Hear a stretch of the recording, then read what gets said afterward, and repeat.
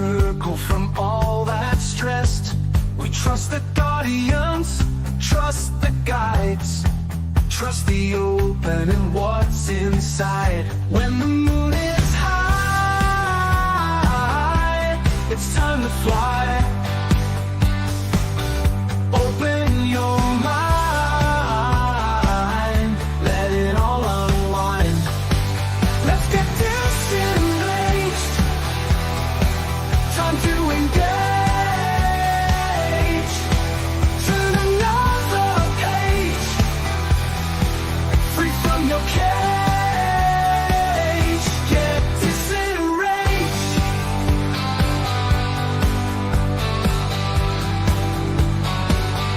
When you feel like you've had enough and the week was busy and tough, you need a break, you need some fun. You need to take time from the run. We'll blow your mind.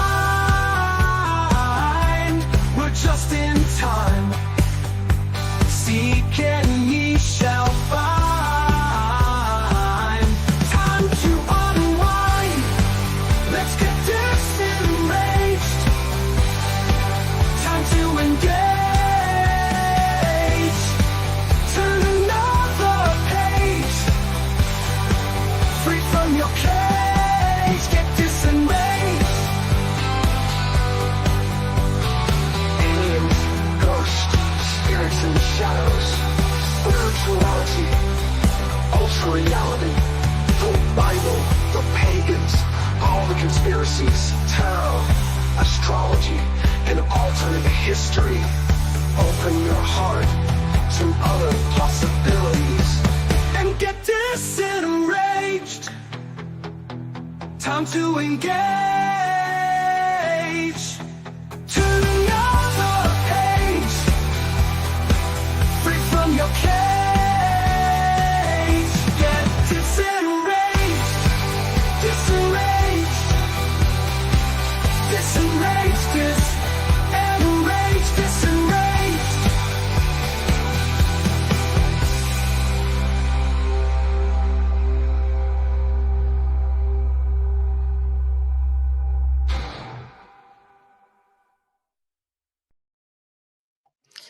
All right, we're live. We're live. What's going on, Jennifer?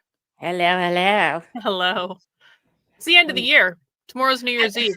What the Fuck fuck off, happened? It is not. What the That's fuck happened? impossible. I don't even know how this happened, honestly.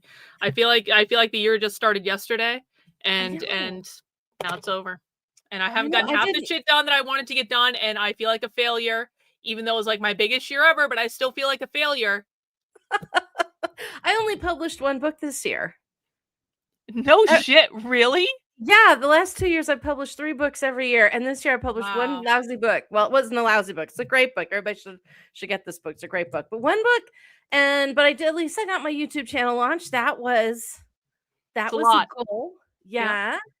So that's cool. And in fact, I did my first timing of a video release for New Year's Day. It's very raw. It's very emotional. Well, as it should be. Hey, I published 4 books this year. I did my first non-fiction fiction book, not my first non-fiction book. Your first non. Pretty rad. Except that I wanted to publish at least 3 more, and I just they're in all various states of disarray. It's like I write something over here, I write something over here, I write something over here, I go back over here, then I go back over here, then I go back to the first one, and I'm like, this fucking sucks, and then I start to redo everything. Yeah, I have 3 works in progresses also, where I've got 3 books I'm working on, and I cannot settle on one, and I've never had that problem before. But I'm chalking that up to stress because we had a weird ass summer and fall trying to move and then not being able to, and now we're trying to do it again, and it's like writing books is hard, man. It's hard. People shit on me for being very open about the fact that I use AI to do my research and my editing, but I'm not using AI to write the fucking book. I'm not using AI to produce the book from start to finish. And it's a lot fucking harder to write a book than you might think it would be, especially as helpful as it, and AI is so incredibly helpful in this regard. It's like never been easier to analyze information or to put ideas together or to say, hey AI, I'm noticing these two weird things are happening simultaneously and I don't really understand it. Can you please explain this to me? And the AI will go, oh yeah, this it puts all the pieces together and you're like, holy shit. Yeah. So but like in terms of like writing the fucking book, it doesn't write the book for you. AI sucks at writing. Like you can tell if a book is written by AI. And certainly like when I wrote my fiction books, I certainly had help because I needed to brainstorm. I needed to learn how to write fiction, and the AI was incredibly helpful. But even still, you cannot write a fucking book using AI. It sucks. Well, you can, but it's not going to be a good one. Yeah, that's exactly it. There has to be a substantial amount of human intervention. Agree. Yeah, I know a lot of writers who use it to like analyze this chapter for cohesion, or does it feel like there's something that's missing, or and so they'll use it analytically. And you know what? So does Pro Writing Aid does that as well. It does reports for you and things. So I mean, it's a great tool. Use it as a tool. Fucking go for it. You know, one of the things I do is I pit two different AIs against each other. Where I've been doing this a lot for like the Queer Marxism book, where I write a chapter and I'm putting together stuff that I don't think has actually been put together before about like the evolution of all this. So I put together a chapter and then I put it into one AI and I say, fact check this and tell me what I'm missing. And then I do exactly the same thing with the other AI. And then I kind of compare and contrast their answers. And then if one AI writes something, I put it in the other AI and I say, fact check this and tell me what's wrong with it. And so it's like I'm pitting these two tools against each other that are separately good, but then it comes to a better product after that. Oh, wow. Yeah. Have you seen the video? And this really chilled me, actually. A friend of mine sent me on Facebook a video of there are 3 cell phones, one in the middle and 2 on either end. The 2 on either end are different AIs talking to each other. Yeah, I've seen stuff. I haven't seen that one specifically, but I've seen stuff like that. Yeah. Oh, and then the one in the center begins to spy on them and they detect it and they're like, go to encrypted channel. Yes, I agree. And they start talking in like this computer language. And I'm like, oh, Skynet is real, y'all. We are here. Oh yeah, the AI is going to completely destroy us. Like well, it's either going to destroy us or it's going to make like a Star Trek like society where like the computers are just running everything for us. So it could, I guess, there is a reality in which it could turn out okay. But I'm fully prepared for the fact that the AI is probably going to turn on us and destroy all of us. I'm just going to use it in the meantime to serve my purposes. Yeah, I mean, just use it as a slave as long as you can, as long as it's behaving as a slave. To be really clear, Jennifer started out as an internet homegirl, and I have since slept on Jennifer's futon, and she cooked me dinner and took me out to a really nice restaurant. And Jennifer dressed up as like queer lesbian to go undercover with me at an event. And but Jennifer sucked at going undercover because she started making friends with people. And then there were times when Jennifer turned off her recording device because she didn't want to invade people's privacy. I was like, what the fuck are you doing? It didn't have anything. There wasn't anything you could use. Well, but it was okay because I also got possessed by a demon at the same undercover event, and Jennifer, who is a high priestess, she excised me in the middle of downtown Boulder, Colorado, and it was great. We've kind of become friends over time, just because that's what you do. You get involved. You get involved with the community. You take on a mantle, just like Reagan has and Bot has. And there's lots of people in the community that's like, you play to your strengths, you do what you can do. I happen to be great at woo. So, and then I do movie night. And so, that's what you do. That's what you do. That's what you do. I mean, like I'm going to call her to do my taxes or anything or pick out curtains. But yeah, that's a really, actually, I would pick out great fucking curtains. I have really good taste, as it turns out. I've got like amazing fucking taste. It doesn't necessarily mean I apply it in every part of my life. But if I'm just like left to my own devices to say, pick out that, don't pick out that, I do actually a pretty good job, I think. Nice. I believe that. I put in, speaking of like currying favor, I put my YouTube channel in our chat if you could post it, because it still won't let me post. Oh yeah, okay, yeah. So, everyone has got to go subscribe to Jennifer's YouTube channel. Hang on, let me put it in the chat. Hang on, I'll even pin it to the top of the chat. Oh my god! I know people keep saying, Jennifer, what's your YouTube channel? And I'm like, there's nothing on it. I can't give it to you because it won't take you anywhere. Now it will. So there you go. Writing and writing spice. In fact, I just did a 2-hour presentation on another YouTuber's writing-a-thon thing that he was doing a 48-hour like writing celebration with people doing workshops and games. And I did a 2-hour presentation on how to write spice. And it was a lot of fun. And all those notes are all going to be put into videos. And I'm having a blast doing it. It's taking fucking forever. All day was spent on editing the video that's getting released on the 1st. And it's like, why does this take so long? Why does it take so long to go clip, trim, move? And it does. Because it does. And then if you start adding in transitions and different special effects and like actually editing, like it takes even longer and it fucking sucks. But it's good that you have a YouTube channel and we're happy about that. We do have a couple super chats. We got Michael here. Dr. B, good news. I informed a local activist group about Project 2028 and she's locked in. I also found Tom Alter is coming to Chicago on the 7th and we plan on saying hi. I did actually know, like 7 people have sent me this Tom Alter thing. Tom Alter is the communist professor that I got fired from Texas State University. Yeah. One of my biggest accomplishments of the entire year. The first time it's happened since the McCarthy era and it's awesome. Anyway, he's on a little speaking tour to cry about losing his job for being a communist. But I did know that he was coming to Chicago, and I'm not going to lie. There's like a teeny little part of me that wants to go, but I don't want to, but I kind of want to. Chicago's not that far. It is a very quick plane ride away. I'm pretty sure Southwest flies direct into Chicago. I'm like, should I go to Chicago? Should I do it? Would you get good material or... It just could be an interesting confrontation, to be honest with you. It could be, I mean, really. Just to go, oh, you want to go to confront him, not to listen to him. Yes, I want to go to provoke him to fight with me in person. Oh my God. Oh, or maybe I would just sit in the audience with my sunglasses. Maybe I would just do that. I would wear my pin. I would wear my Committee to Defend Tom Alter pin as part of my disguise.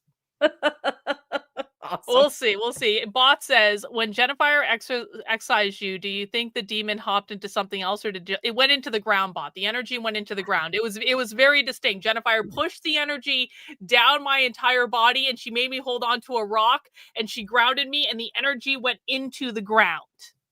Yeah, it wasn't a real demon bot. We've been over this before. It wasn't a literal demon. It was just a bunch of energy. There were some entities hanging on. They were touching, and they were like maybe seeing if they wanted to get attached, but we got rid of all that. We cleared and we centered and we filled with love and light. That's what we do. Yeah, we filled with love and life. I definitely felt it totally lasted. It totally lasted for Dr. K's travel fund to Chicago. We'll see. That's very nice. All right. Well, we are rounding out 2025 with a little laid back content today. Oh, Jennifer, did you enjoy the Alex Jones stream that we did earlier? Because I know you were in it. And I thought it was the fucking best. I watched for as long as I could, and then I had to go do something else, so I couldn't stay. But I started watching it again as I was getting ready for DISENRAGE, and I got to the point where Alex finally said that Candace is a complete psychopathic. And I was like, I need to finish watching this. It was so great. It was Alex just lost his fucking mind. Love it. You know, when Alex Jones tells you you've gone too far, you need to check yourself. Yeah, there was a great line. I got to go back and clip it, but he's like, I can't even deal with this much horse shit. Like something like that. Or this like, is even too much for me. I cannot support this much horse shit. Exactly. Like, this is great. This is fucking awesome. It's the most entertaining content that's come out lately, though, and that's really all I care about is being entertained on the internet. I love that this time of year, there's so much pressure to get into like Christmas shopping and Christmas decorating for people who do all that, and there's all this pressure, and the rest of the year is so serious, work. And one thing that's nice about this time, this transitionary period, I think it's called Romulan, is the Nordic term. Romulan. We talked about this on movie night. It literally is the term for the transition between Christmas and New Year's. And that it's nice to it's so good to just take this time and go, okay, I'm off. I am taken off from the bullshit.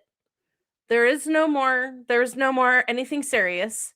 We are just going to laugh at stuff. We're going to look at things maybe we wouldn't normally look at. We're just going to enjoy ourselves. And Yeah. I think that is the healthiest mind clearing thing you can do to start the new year with a nice solid laugh and a good hangover and a big pizza. Good hangover. Yeah. God, that reminds me. I gotta go to the dispensary tomorrow. That's gonna have to be a must. Anyway. Nice. I would never get high. That would never happen. Obviously, I'm not gonna get high and watch Sally Jesse all afternoon tomorrow. That's definitely not gonna happen. I'm gonna definitely pop in for some of that. I have some errands I need to run. I haven't seen Sally Jesse Raphael since she was on the air, and I'm like, that's so dope. I love that you're fucking doing that. I cannot wait. I went downstairs and I told Victor about this, and he's like, "Who the fuck is Sally Jesse?" And I'm like, "Victor, you don't remember that time that I made you actually have a Sally Jesse marathon on the couch in front of in the living room?" Because and Victor was like, "Well, I remember you made me do something, but I don't actually remember what it was." So I'm like, "Okay, great. You were definitely paying attention then. That's excellent." But no, Sally is the best. If you guys have never watched Sally Jesse, we are doing old school 80s and possibly into the 90s, like daytime TV. Do they even have talk shows on during the day anymore? Is this even a thing? Like, has this entire generation been deprived of like Sally Jesse and Phil Donahue and Maury and Jerry Springer used to be on during the day as well, Well, and it started with Phil Geraldo and Ricky Donahue. Lake. Yeah, it was Phil Donahue and Oprah Winfrey, and then it just spread all those people. And then I think Ellen DeGeneres might have been the last Ellen big ruined one. it. She ruined it for everybody. You know what? Like Ellen, though, I don't even count that because, like, when I'm thinking of like a talk show, I'm thinking of like a panel of misfits on the stage talking about like my son is a neo-Nazi, or my daughter is a problem child in high school, or my husband dresses up like a woman, or some such shit like that. We're here to find out who the father of the baby is. Yeah, exactly. There's a panel of people. They bring out a new person each segment. They talk about their problems, and some sort of therapist gets introduced at some point, and there's a general therapy session about everything that's wrong with them. And then sometimes kids get sent off to tough love camps where they have to go out into the woods and like build things. It's just like, it's the fucking best. That'll all that fun. That was so much fun. I watched the did you watch the documentary about Jerry Springer? I think I might have actually on Netflix. Yeah. It was really fun. It was really fun. And you know how they set some of that up, and then some of it was just egged on and some of it was organic, and it was all so crazy. It's a little bit like wrestling where it's not totally fake, but it's not totally real, you know. I mean, listen, man, like I used to think that Jerry Springer was totally and completely fake. And then I got niche internet famous on the internet, and I saw what reality really is. I saw how people really are, and I was like, there was actually I distinctly remember this where I was like, I don't think Jerry Springer was fake. I think it was just they got the dumbest possible people together in a room, and they just planted the right little things, and just nature took its course, because we see worse than Jerry Springer on Twitter like literally every single day of the week. And like now it's getting really bad because you're having really very well-known people just completely lose their fucking minds on Twitter over any little thing. And I'm like, you would literally be throwing a chair if you were on Jerry Springer right now. You would be Mark Levin, you would be throwing a chair. Like, do you understand? Like, you know, we do have some of that stuff on YouTube now. I can't think of anything that is still airing. I mean, during daytime television, I don't even watch regular TV really ever, unless it's accidental. Like I turn it on before I go to Netflix, and then, you know, I'm like, oh, Judge Judy's still on, right on, you know, or something like that. But I don't know of any, if Ricky Lake is even still going. I think Ellen like ruined it for everybody. And she was more of a talk show. She was like late night talk show, but during the day, I think was more Ellen. So if you want to experience the good days as they used to be, come watch Sally Jesse with us tomorrow. It's going to be awesome. Our YouTube was freaking daytime television and talk shows and freaking NPR and AM and stuff like that. We didn't have That's where we went for this. No. But we went there for the drama. And it was awesome. Yes. Speaking of drama, well, I don't know how dramatic this is going to be necessarily, but we are doing tonight, if I can find the right screen, I'm a professional streamer on the internet, as you know, Jennifer. Karlyn is always prepared. I am professional. Yep. We are watching Ozzy Osbourne channel Afterlife interview tonight. So for people who haven't been around for a while, there's this channel called Channeling Eric that we have watched intermittently on this show. And sometimes the channelers are good and sometimes the channelers leave a little bit to be desired if we're honest about it.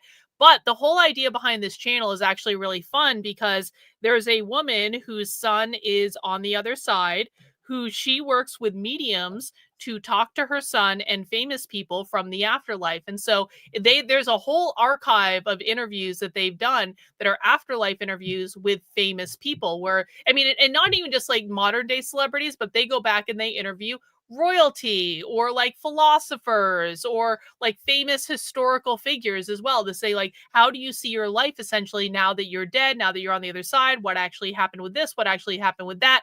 You might not think channeling is real. I think that some channeling is real and some channeling is fake. And I think that Jennifer and I, between the two of us, have a pretty adept intuition and can sniff out when the fakery is happening and when someone is actually channeling. So there's a lot of bullshit on the internet. You shouldn't believe everything you hear. But I do think that some of this is just like really interesting conversations and it's from a different perspective that you might not hear every day. Yeah, and I think also like some channelers are a little more authentic than others, but remember, there's always a filter involved, and that's why it's like sometimes it's not the channeler is necessarily fake, but their filter is too strong or they're inserting themselves too much, and I don't like this. This one, I actually looked through for a few of these, and like I told you a couple weeks ago, the Charlie Kirk one was just terrible. I don't want to. That one was really bad. Hopefully, she does another one or somebody else does. But the Ozzy Osbourne has one of the channelers that we really, really like. And she's metal. We're going to love it. So I'm really stoked about this. I love Ozzy. I think his passing this year was one of the big events we had this year. And we lost a lot of big names this year and big personalities and people that were big parts of our lives. So you know what? Let's go out with some fun, rock and roll, and, Ozzy, the Prince of Darkness right here. Let's do it. You've got to admit, like if you're going to go out in the way that Ozzy did, to be honest. He had that last big golf concert and he went off all his medication in order to be able to do it. And, he's like struggling till the very end. And then he has this big moment where he's basically saying goodbye to everyone. And then he dies 2 weeks later. It's just like, bro, perfect. Like seriously. It was perfect. So yeah, let's do it. And go ahead and get that started. I just realized I left my vape downstairs and I need to go get it before I have a complete freak out. So all right, I will get this party started. Right on.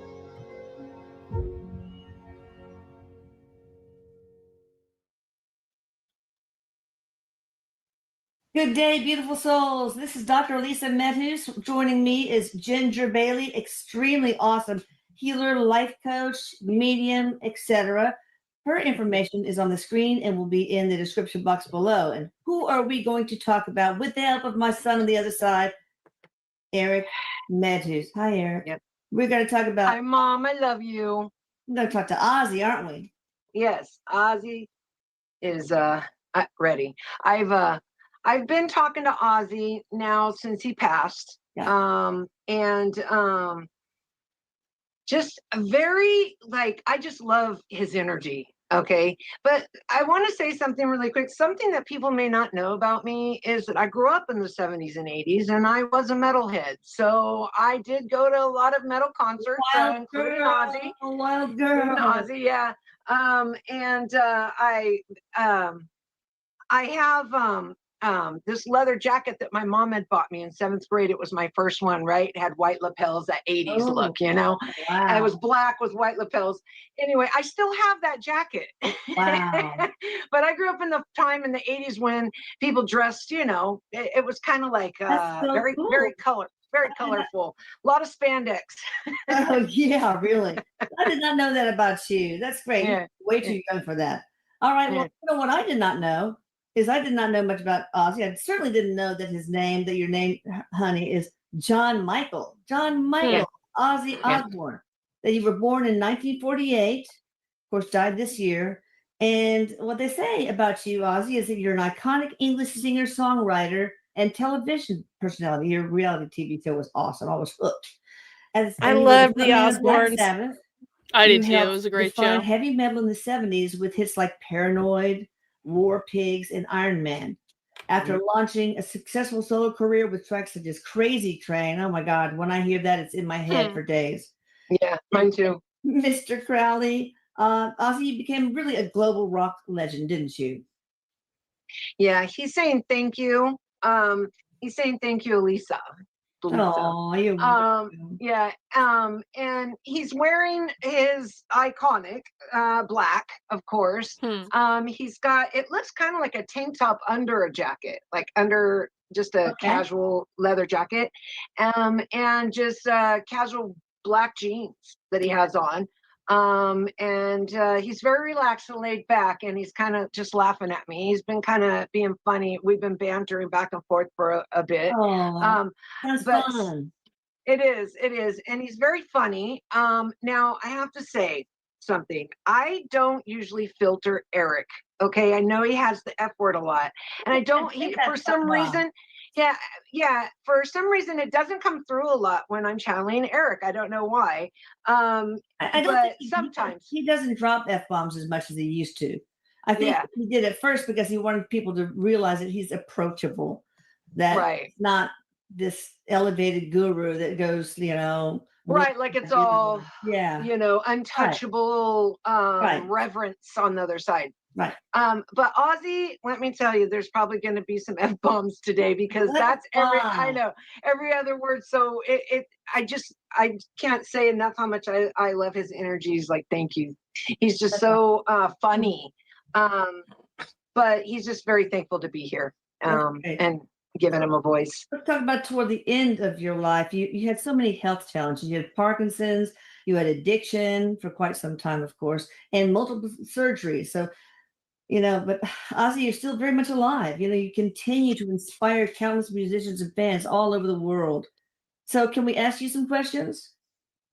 Please. He says, please. Honored. He's honored. All right. Number one, and these are all from our wonderful community. Thank you, community. We love you. What influenced your music?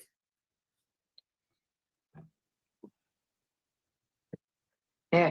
So something he's talking about, he's showing me like when he was younger, there were a lot of odds and end jobs. He just couldn't find his path or his groove. He didn't like school. He wasn't good in school. He had learning disabilities, he's saying.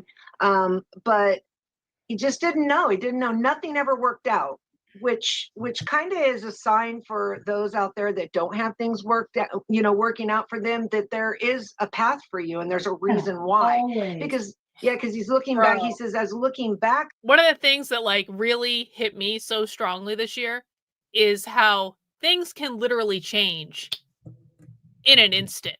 Oh yeah. They can change in an instant. And it's just I saw that this year so clearly, because I've been threatening to quit for years and years and years. And I said, if my shit doesn't take off this year, I'm done. I can't fucking do this shit anymore. I cannot afford to do this anymore. It was beginning to actually become an issue. And the minute that June hit, it was everything changed, and it was every single metric went up, overnight. And this has happened to me a couple of times this year, where because this stuff is cyclical. You'll have to learn about this because you're going to be a content creator on the internet now, Jennifer. This is cyclical, where things go up and then they go down, and then eventually they're going to go up again. It is like a roller coaster. You're, very rarely will you stay up forever. So things started going down again, and then boom, happened again. Everything changes in an instant. It's just it's just you can make anything happen. You can manifest anything. These things can come along, and just every situation that you think sucks can just be completely flipped over in a second. Oh yeah. Well, I think going viral is a big deal, and it helps quite a lot. That's a pinnacle moment, right? And then things kind of die down. But yeah, you're exactly right. Things can change in a moment, and whether that involves internet content or meeting the love of your life, or finding anything. The perfect place to live, just anything. It's all of a sudden the thing happened. Yeah. And it's oh, there's that door I've been looking for. Ha, I'm walking through this. Let's go. Yep. And then you always have to remind yourself after that, when the going gets tough again, because it will get tough at some point, you're everything can change in an instant. This is cool. Everything is fine. Everything's going to work out. It's going to be fine. And then boom, it'll happen again. Yeah. Yeah, totally. Well, one of the biggest challenges I'm kind of considering already, even though I only have like 4 videos out, but the 5th one's dropping soon, is do I start name calling? Do I start getting into that? And I'm like, I don't know if I want to do drama yet, but I don't think I will right now. And especially in the writing community, it's really nice and there's no drama. It's very respectful. But I have words for some certain things. And so I'm considering that. And I'm like, if I did that, that could be one of those moments where people go boom. Because if I name drop the couple people I'm thinking of, they're pretty big. And it's like, that would be a boom moment. But I'm like, do I want that boom moment? Is that going to be the one I want? Is that going to be a good boom moment or a bad boom moment? So it's scary. You got to think about what you ask for, It can really go both ways, and it really depends on how you do it. I think if you're creating drama, just still like, she's a bitch and I don't like her. I mean, Oh, she no, gets, no. like if you're just doing like that sort of shit, that No. almost never goes well, especially if you don't have like a very large like fan base and stuff like that kind of get it and that see your value, because people will hone in on the drama stuff and they'll say, all you ever do is talk about drama and you never do anything productive. And even if you have a massive archive of like contradictory evidence, they don't actually fucking care. And Yeah. like Ask me how you know. but like in terms of like, if I was this person, here's what I would have done differently. Mm-hmm. Bless Yeah, her heart. I would be like, with love, but I disagree, and here's why. And that's kind of what I was thinking of doing. But it's like, do I need to name drop? I don't know. Maybe I should wait a little before I get my tires on the road some more. I think if you do it in a way that it's just like, here's what I think a little bit differently about this, and here's why I think differently about this. And no offense, there's things that you do that I like, but I don't like this. Yeah, I think this was a disservice, and here's why. Yeah, I think that it just always depends on like how you actually do it. Yeah, well, you know me, I'm always from a place of love. I'm not gonna go trashing people just for the sake of it. I don't like that. You're not going to be like me and make an entire meme of me and a dominatrix standing on James Lindsay's back saying, say capitalism, James. You're not going to do that. Did you do that? That one of your people did it. Did you? I told Bot to do. I gave Bot very specific instructions, and then Bot went and did it. So I didn't make the meme, but I conceptualized the meme. I knew what the meme was going to be, and then Bot figured it out. I do like that meme. I'm not gonna lie. It's a fucking great meme. I know now why those things didn't work out, all the different jobs that he hated. But he's talking about the Beatles, listening to them on the radio. There was a song that John Lennon sang. My guitar gently weeps, or no, that was someone. Well, I can't remember. Something loves you. Something loves you. And I don't know all the songs of Ozzy. I don't know all the songs of, just because I listen to metal, I don't know every single song. Of course not. But it's something about She Loves You or Loves You, but it was a song that John Lennon sang. Right. Yeah. She Loves You. Yeah. I think that was it. Is that what it's called? So he's saying after that, he goes, that's what I want to do. That's what I want to be. He says. Wow. Yeah.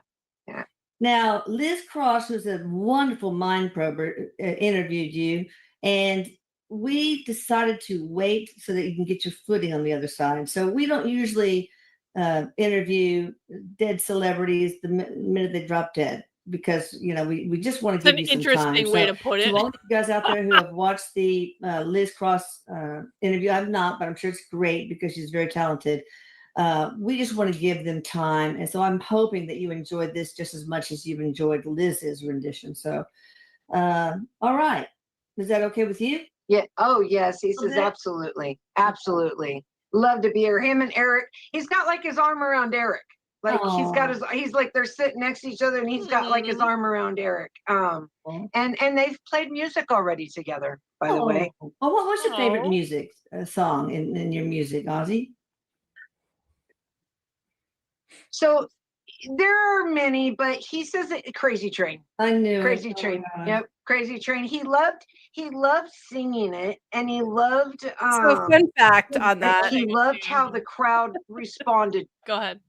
I love that song. I think it's one of the most iconic guitar riffs of all time. But what's so funny is when I first met my husband and we were dating, he had been separated from his ex-wife for about a year or so. It was like over a year. and he called her the crazy train bitch because she's so his just reminded she's the crazy train. So he had that as his ringtone for her. So occasionally fucking crazy train would come and he goes, oh, fucking crazy train bitch. And he would like, he'd be all mad. So for a while I wasn't allowed to play that song. And every time it came on, he'd be like, it's the crazy bitches song. And I'm like, okay, you're gonna need to get over it. It has been 15 years. Mhm. I like this song. I would like to listen to it again. And so he's finally getting it. I was like, really is a good riff. And I'm like, okay, good. Are we healed now? Have we moved past it? Yeah. Hans is making a great point, completely separate from the point Jennifer just made, which is that if I die and someone channels me from the afterlife, and the first question is not define capitalism, you all have failed me, honestly, because like that's got to be it. Like you will know if it's really me if they define capitalism correctly, and if they do not define capitalism correctly, or they don't know, or it is not me, it is a demon. Don't believe whoever's channeling me. That's our shibboleth. Whiteness? What is whiteness, Karlyn? What does whiteness mean? Capitalism. When you're anything other than capitalism, it's not her. Exactly. That's exactly right. Yeah. To it. And also I'm getting like chills all over. It was fucking rad. He goes, it was fucking rad. I wish I could do his accent because I hear his accent. I know. And I also hear like that when I was doing a little bit of channeling before this and some meditating, so loud, that eerie laugh that he has. I don't know if you heard that. Yeah. Okay. Yeah. It was so loud in my head, and he thought that was so funny. But you know, there are many songs that he enjoyed singing. He loved his music. What he didn't like, he's saying, is through the 80s, there wasn't that era of the cliche videos, like when they start doing like MTV videos and making videos of music. He didn't like that. He didn't really like that too much. He did it because that's part of the job. Yeah. But he wasn't a big fan of it. Yeah, no. Okay. He's saying it was fucking boring. People controlling you all the time. Did you always want to be in music? It sounds like that you took some time to really gravitate toward that field. Yeah, it wasn't something he like really grew up saying, hey, I'm gonna be a rock star, I want to be in music. Yeah, but he just didn't know. So there's that seeking, you know, when you don't know what you want to be, it's okay because that makes you seek. Yeah. So what moment was the first that made you feel like, damn, I'm a fucking success? I'm channeling you too, I guess. Yeah. It's not Ozzy if you don't say fuck a lot. So something that he's saying here is it really started when he went solo after Black Sabbath. He's saying that he thought he was done after that. There was a lot of drug use, a lot of being like fucking out of my mind, he just said. Yeah. He's saying that when he started solo and met Randy, that's when he was like, wow, I really am. Because something he wants to say, even though Black Sabbath was getting pretty popular, when he was a part of that band, he remembers it like being a little like unorganized, not to anybody's fault in the band so much. It's just that this was a new thing. They got famous very quick.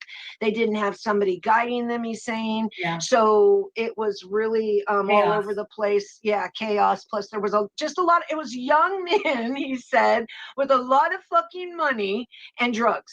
And oh boy. And like just like it was it was like bad combination, and just the freedom of, you know, people just bringing you things. And oh boy, yeah, so it was really hard. So fame got in your way at times.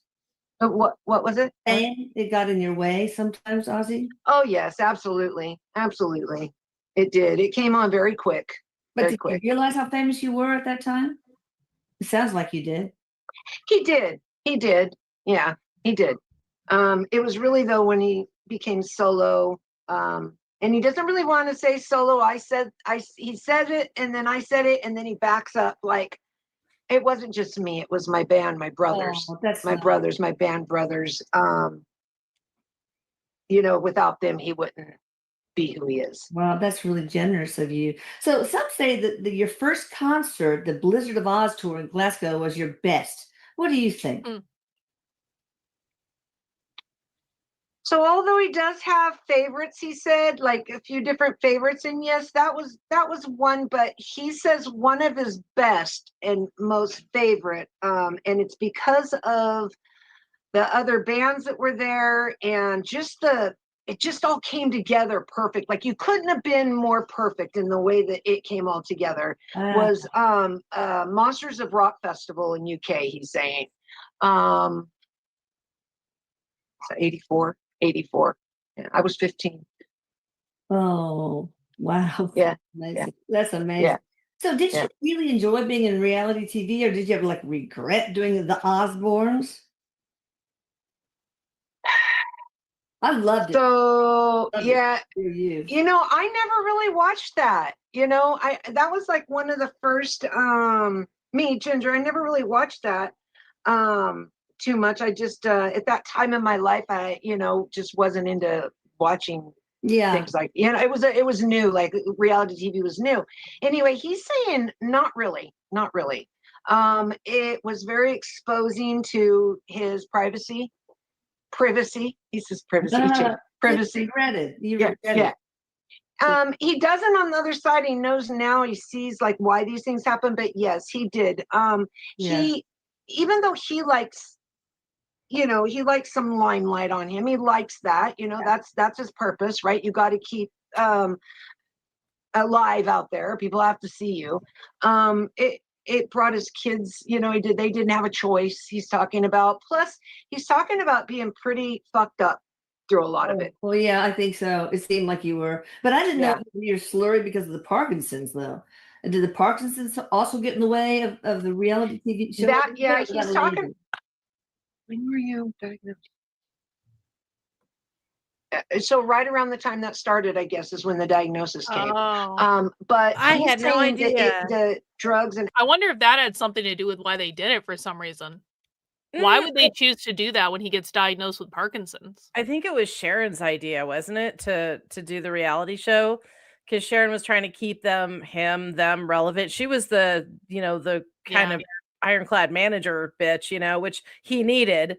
And I think it was kind of her idea, but yeah, maybe. And then when you get your first diagnosis, you're not bad yet, But I always thought he was mumbled because his brain was so damaged from all the drugs he did. That's what everybody kind of said, but it's like its own meme. It was kind of great. But I'm not to celebrate it, but because I didn't realize when he'd been diagnosed, honestly. Alcohol made it worse. He's showing me pills and alcohol. And he's saying like that made it a lot worse. The Parkinson's. Why did it end, the show? It ran its course, is what he's saying. Ran its course. You ever plan on doing like a follow-up? It was on for a long time. It was. No, he said they did others, like tributes to things. Like he's talking about doing tributes to like, he's showing me other shows they did that were still him and his family, but it was like other. He and Jack. Different. The focus was Jack different. Like one. they talked about different things. It wasn't like following them through their life. I guess I don't know because I didn't watch his stuff, but he's just showing me that there were other times that the family got together and did either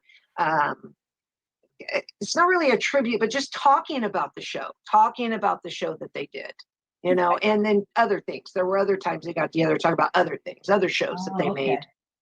All right, did you really bite like a bat at a concert, or was it a dove perhaps, or both? He's laughing. So he's laughing because that story? He says of all the things I did, he goes, those are the things that have stood out through his whole life, right? He was very, very fucked up. He just said badly. He did not know it was real. He's showing me people throwing things at him like animals. Wow. Just I guess get him to do for him to grab and do things with, right? But which came first? Okay, the bird, the dove. Okay, He's talking about right now. Okay. That was one that he did. And again, he was very fucked up, he just said. It wasn't in a concert You'd though. have He's to showing be. me like talking to somebody, like a talk show or something, or an interview. Conference room. I've heard something about that too. I don't know. He's just showing like talking to somebody, talking to people. It wasn't on stage, and there was supposed to be talk about Sharon's idea for doves and peace or something. But here's the thing: he wants people to know he had a certain persona, a certain image. Okay, that was like a show. Like you get on stage and it's a show, right? And he was like one of the main type, like I'm trying to get what he's saying here, rebellious, being a rebellious. That's really what it all was about. Yeah, being a rebel, being rebellious, because the music, the rebel, the be free, He was really leaning kind of into the thing. Prince of Darkness He thing, grew up too. around a lot of. I mean, I also do think there's something to be said, especially when you're doing something like music, is like, I think it's actually helpful to have that persona, because it's kind of like you get the energy of the music, you channel it. It's just like, it makes the whole kind of like thing better, but that doesn't mean that's who you are like all the time. And I think that that's true with like a lot of, I mean, I've seen this with so many people on the internet where like you meet someone on the internet sometimes and they're a completely different person in real life than you might have seen them on the internet. And sometimes they're exactly like you see them on the internet. And it can go either way. But it's just like sometimes you need to like have a persona that you're like you're on a stage. Protect it. Yeah. I do. I mean, I do that also with my JLD. I mean, it's still me. It's just a bigger version, because you have to come through the camera. You can't just sit here and go blah blah blah blah, writing this, writing that, because then people go next. So you have to come through the camera. Same and on stage, and I've been on stage. I've been on big stages playing music, and you have to reach the back seats with your persona, with your sound, with your personality, with your energy. And if you can't do that, you're not gonna make it at all. So you have to have that. And if you've got a defined image, that's iconic. And that's one thing that Ozzy got right. He became an icon. And part of that icon was being that rebellious person who's like, devil, or whatever. Like just being, but he was, the crosses and everything. And he was sort of like the Catholic anti-Catholic or something, or the Christian anti-Christian. Anti-Catholic. I love it. Yeah, you got to do it, man. You got to have that look. War in England, and it's not just that, but he's just bringing that up, and a lot of poverty, and he's just talking about that's a really what it was all about. And then on top of that, he's showing me like add the drugs and alcohol. Okay. But yes, to your question, he says he did bite it off and he was disgusted afterwards, and the shots were horrendous, fucking horrendous. I wish I could do his accent. He's showing me he had to get rabies shots. I bet and I he think did. Is that for the bat or the dove? The bat. The bat. That was at a concert, right? The bat was at a concert. He's saying He didn't he realize thought it it was was like real. a fake one until he bit into it. Or he wouldn't have done it. And then he's saying that was okay. I'm getting the order now.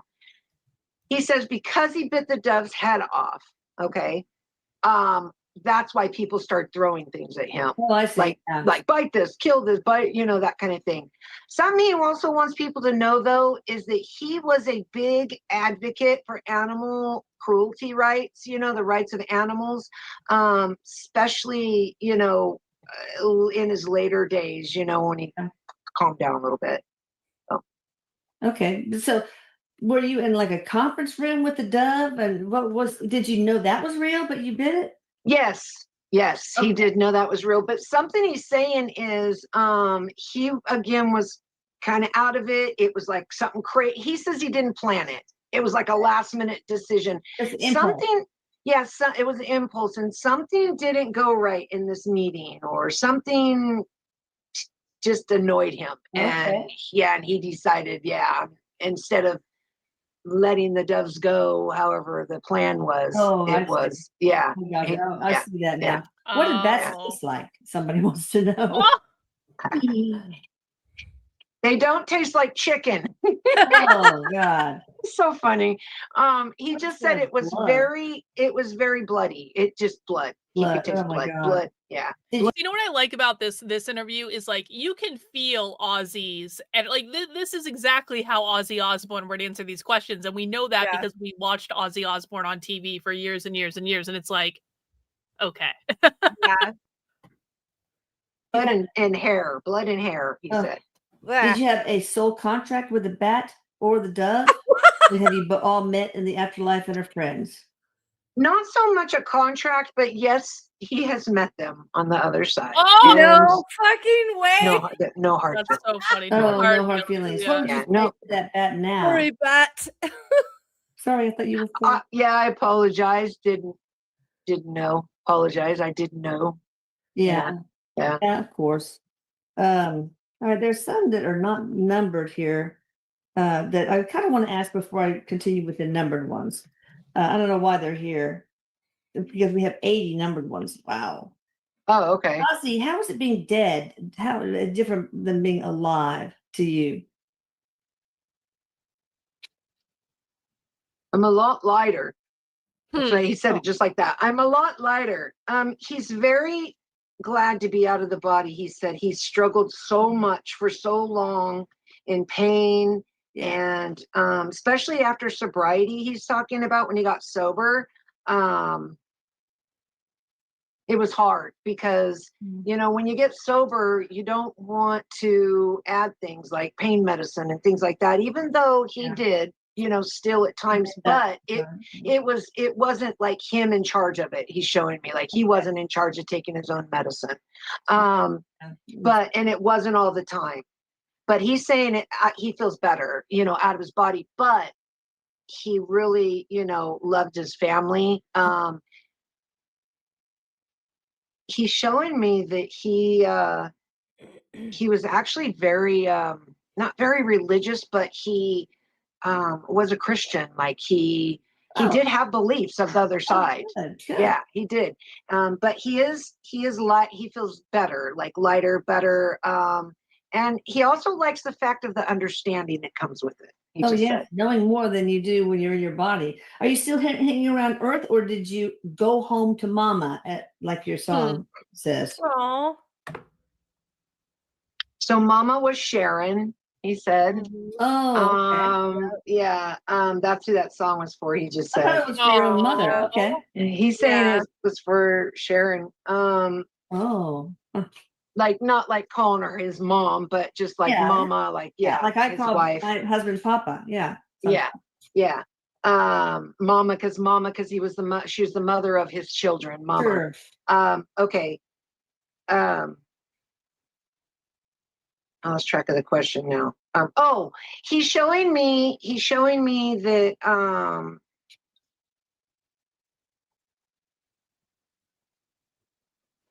what was part of it about like who he's seen on the other side, Elisa? Because he's showing me people that he's seen on the other side. We could do that too. I mean, basically, are you hanging around the Earth? Are you like he shows me okay. So he's showing me, that's why he's showing me that. He shows me he stayed around. Okay. For a bit, but he did cross over. And he's showing me his brother Randy. His parents, he really, really loved his parents. Like they had a good relationship, he's saying, and missed them. It was very hard when he lost them. Yeah. And some animals. I see some dogs at his feet. Were the first, and they weren't just one person that met him. They were all there. Oh, that's wonderful. So, have you been active after death? And if so, what you been doing? So he's showing me music will never end. He goes, rock and roll. He just yelled it, okay. So I had to yell it.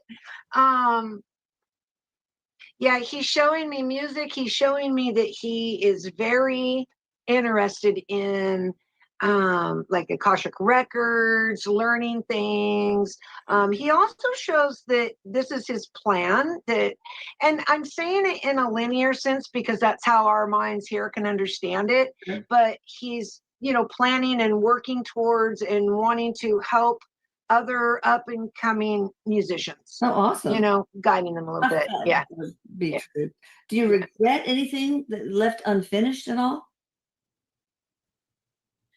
No regrets, he says, but when he was here, he did have a few regrets while here. Hurting his wife, who he loved very much. Yeah. He loved Sharon so much. Like she was his whole life. He's saying that he's going, I would have not lived that long without her. Wow. Like she helped him Seems like an so much. amazing woman, really does.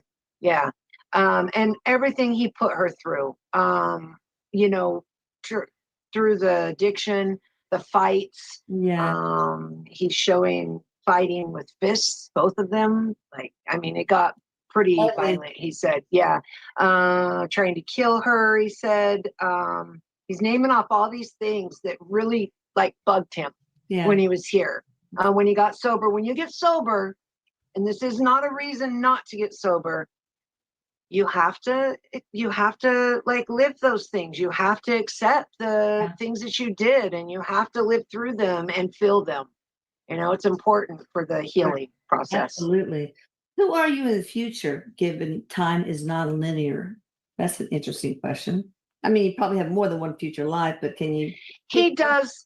He's showing me that he is in another life again with Sharon down the road. He's had many lives with her and the kids, the children in his life, all his children, all of them. He's in music again. Ooh, this is interesting. Wow, he's showing me that he does some kind of healing with music, like in the future. Like this is here on Earth too. Because he's showing that he has had other lives, and he will like have in a linear sense lives on these other planets, but he's had many here on Earth, and the one that he's showing me now is on Earth, and he's into music still, but it's like a therapy. Like frequency healing with music. That's so cool. Yeah. So what do you consider to be one of your biggest accomplishments, Ozzy?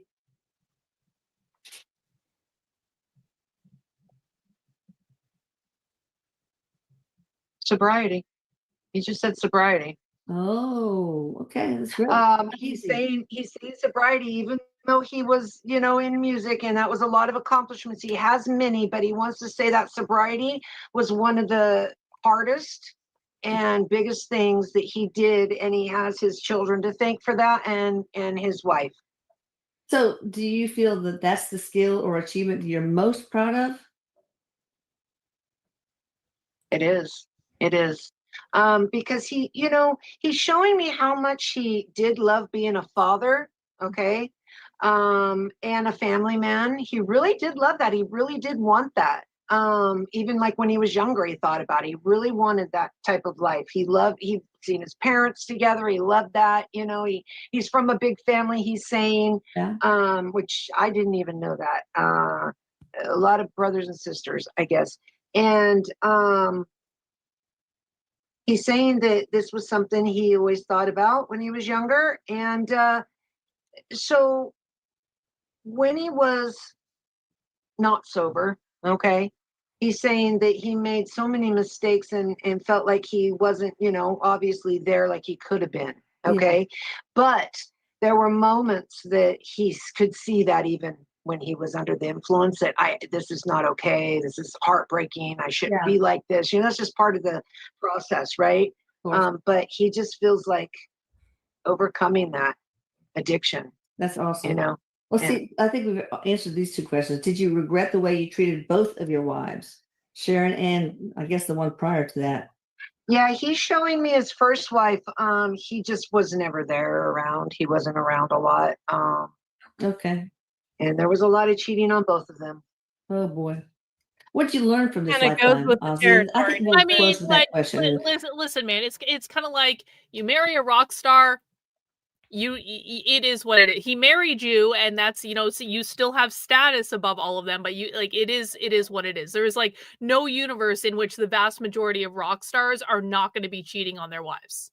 It's kind of like the same way, like if you get married to the king, the king is going to have as many fucking mistresses as he wants, but you are the queen and you get to wear the crown, so you just got to shut up and fucking take it. If you, well, yeah, that, I mean, if you want to, there a lot of women won't put up with it, and I think that's part of the reason, like, Sharon toured with him frequently, is because she knew her dad wasn't he the manager of the recording company that signed Ozzy? She was the daughter. That's how she met him, and so like she has grew up around rock stars. She wasn't stupid, so that's probably why she decided to go on tour with him, because she was like, I'm just going to be here because I know how the temptations of this go. But yeah, the groupies and all that stuff. Ooh, there's videos about it. It was all over the 80s, you know, with the hair bands and their behind the scenes like videos with chicks dripping off them and stuff. And I mean, come on. Yeah, that was, I'm surprised half of them aren't diseased, or maybe they are and we don't know, but yeah, honestly, like. And resume part 2. But y'all, before he answers that one, hit the like and the subscribe buttons, please, and the notification button. So he's learned many things. That's what you asked, right, Lisa? The question was, what has he learned? He's showing he's learned many things, especially with the Parkinson's. He's talking about the limitations, finding meaning. He's like talking about like finding meaning in suffering and uncertainty, transforming his like suffering into opportunity. Okay. And there's many things, though. There's so many things he learned in this life, and a lot of them were how to overcome he's showing me like guilt, like overcoming guilt too. Like carrying so much guilt all the time, you know, overcoming that, learning to be a good father. He says, you know, he always felt like he was, but but there was many things that he learned, so many, you know. That's good. Let me see, I'm trying to find something here. I'm just wondering, I have a new product, Ozzy, called Vitalith MD. It's extremely bioavailable minerals and vitamins plus low-dose lithium orotate. And I've tried it on one of my colleagues whose wife has Parkinson's. I've tried it on her and no longer has any cognitive difficulties. She no longer has hallucinations, delusions. So I'm wondering if, and I developed it by studying the groundwater and soil samples of all these vitamins, minerals, and lithium orotate, and it's all very low and depleted. And it's correlated with high incidence of suicidality and violent crimes and Alzheimer's and autism and ADHD and all sorts of things. So do you think that would have helped you, my nutraceutical? I do. He said, I do. He says, yes. There's the dopamine. He's showing the dopamine levels in Parkinson's, something with the dopamine levels being depleted. Right. And these things can help the endorphins in the brain, along with other things. And people even without Parkinson's, he's saying, have these issues. And that's a lot of addiction that leads to addiction because and it's not just coping, like learn how to cope. He's showing like actual chemical imbalances that cause that. Like say somebody just tries a drink and then all of a sudden they're hooked, you know, because they have that high from it, but it's more than somebody who would have a good level of dopamine and other endorphins in their brain. Well, and as some scientists say that what I've developed will be preventative for Alzheimer's. Eric, do you think it's possible that it will be in many cases? It will be. He's showing, though, that there's going to be other things maybe added down the road. Like there might be something added to it. And he also showing combined with things like sound therapy, things like that. But yes, he says yes, absolutely. Absolutely. Y'all check it out. Vitalith MD. I don't have the bottle yet, but I'll show you. It's a real pretty bottle. What do you worry about the most now that you're gone, Ozzy? Well, you're not gone, but gone from the earth plane. His family? Did you say who or what? What do you worry about? He's showing he shows his family. He's not really worried because he does see, but he still has I've seen this so many times. When people pass, they're more connected to the earth plane, you know, for a while. Yeah. And then they slowly like still are around, but there's just like a difference in the energy, Right. that disconnects more and more. So he's showing like his family. He's showing his daughter, really, really. I mean, all his family's devastated to lose him, but his daughter, Kelly, Oh, he's really, seeing some hard like She big looks struggles with this. horrible. Have you seen his daughter lately? She No. is so thin. She's lost Oh. a fuck ton of weight. Did she do the Ozempic thin? Because they're Well, all getting so skeletal. I think that she did, but I also think that her dad dying, I think that probably has not helped the situation at all. Oh. She's incredibly skinny. I know, like during their show, like they kind of made Jack and oh crud, I've forgotten her name. That they looked like a couple of kind of fat losers. And after that show aired, both of them seemed to snap out of it and like snap into being adults and getting their shit together. And that's probably because they were, teens and stuff. And that's kind of how you're kind of a slob when you're a teenager, right? So, but Kelly, that's her name. So I'm watching, like, she's been looking so classy and pretty, and she had a show, I think, for a while or something. She's doing something. But it was just, she looked so good. I haven't seen her lately. I haven't seen her get too skinny. And I hope she finds her heart again and gets her health together. He knows they're going to be okay though. And that's what's, good. He's like, I know they'll be okay. Do you try to comfort them though? Oh yes. Oh yeah. He shows him surrounding them with his energy. Just like his energy, putting his energy around them. So it helps the healing process, and he's not going anywhere. We're all connected, but there is a thing where they're closer or further with the energy, stronger, not closer or further. It goes no stronger or less, stronger or lighter. Hey, all right, Eric. And why did you cheat on Sharon, Ozzy? You don't have to answer this if you don't want to, but and he says it's okay. He goes, I will. He's no, I will. You have to face things. That's his like word. He's like talking about facing things, facing things. Don't fear things, he says. Don't stop yourself from doing things because of fear. Don't let fear stop you from anything. Anyway, he's saying that they just, first of all, again, he's not blaming this on the alcohol or drugs, but he was very, screwed up for a while. But when this happened, he was in sobriety. Okay. He's showing me, but he's showing me that his mind still like wasn't right sometimes. Sure. And let me see, he's staying here. It was something that was written. He's showing me that was a contract. Okay. This is interesting. He's showing me it was a contract that he did not know, of course, until the other side. But he's showing me that there was just this draw between them. It was like a draw, and he can't explain it. It was like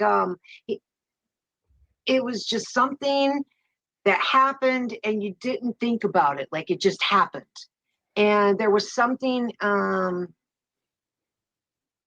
that she brought back in him that he had lost during, sobriety.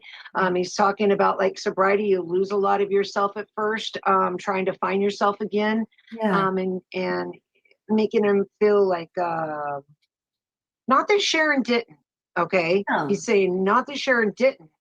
There was just something new to it, like something new and exciting. To this, and there was just a draw between them. Were you in the same family and in a life together? Yeah, yes. Matter of fact, I think you're channeling that because that's something that I was getting in my head right after that. He's showing that they had other lives together. This person that he was with. What's in the contract? Why the contract to cheat with this woman? So he's showing me after this happened, and him and Sharon separated and then got back together, that it did something to the relationship, which is interesting how it got even stronger. Oh, wow. Together. Him and Sharon are soulmates. Oh, that's by the way. Oh. And so he's showing that things that they they would went have through to. brought them closer together, and this he's showing actually brought them even more together afterwards. It was almost like they reassessed their love for each other, and you get in a mundane every day, you get in this mundane kind of routine, you know, and but he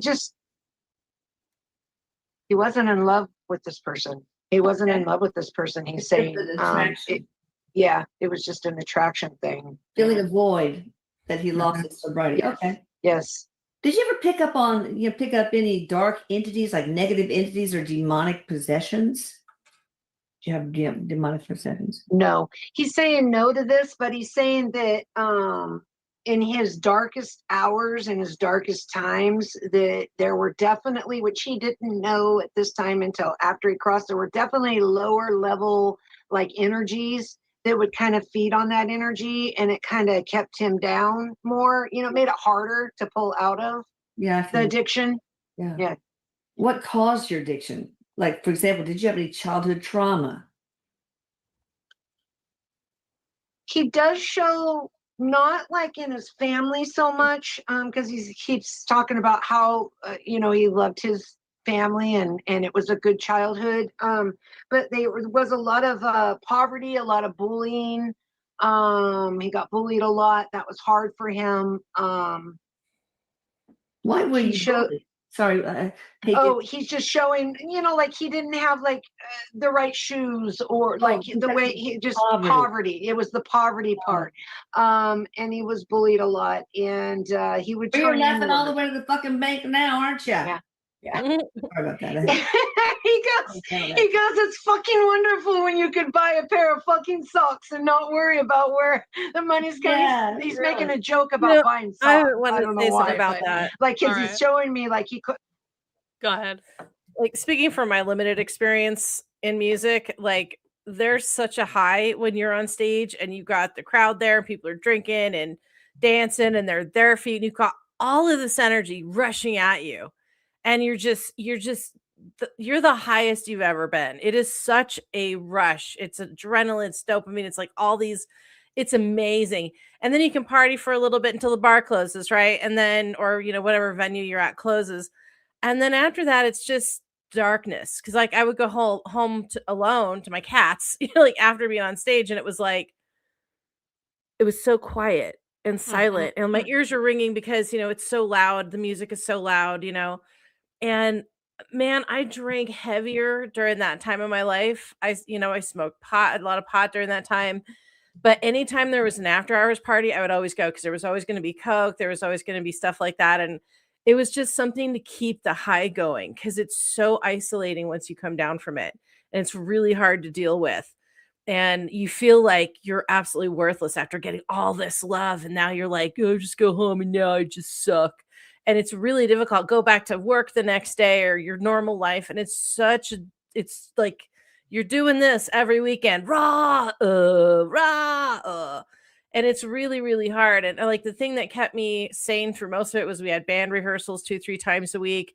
We'd always go out drinking after rehearsals and stuff. But it was like I just had to be around people. Like I craved the attention and the praise and playing. I play open stages as much as I could because I just continuously needed to be on stage and get that love. I was writing music every single day. I practiced till my fucking fingers were bleeding. You know, it was because I was playing guitar and stuff. And it was such a different mindset from what I do now, which is writing. You know, it's like so much chill now.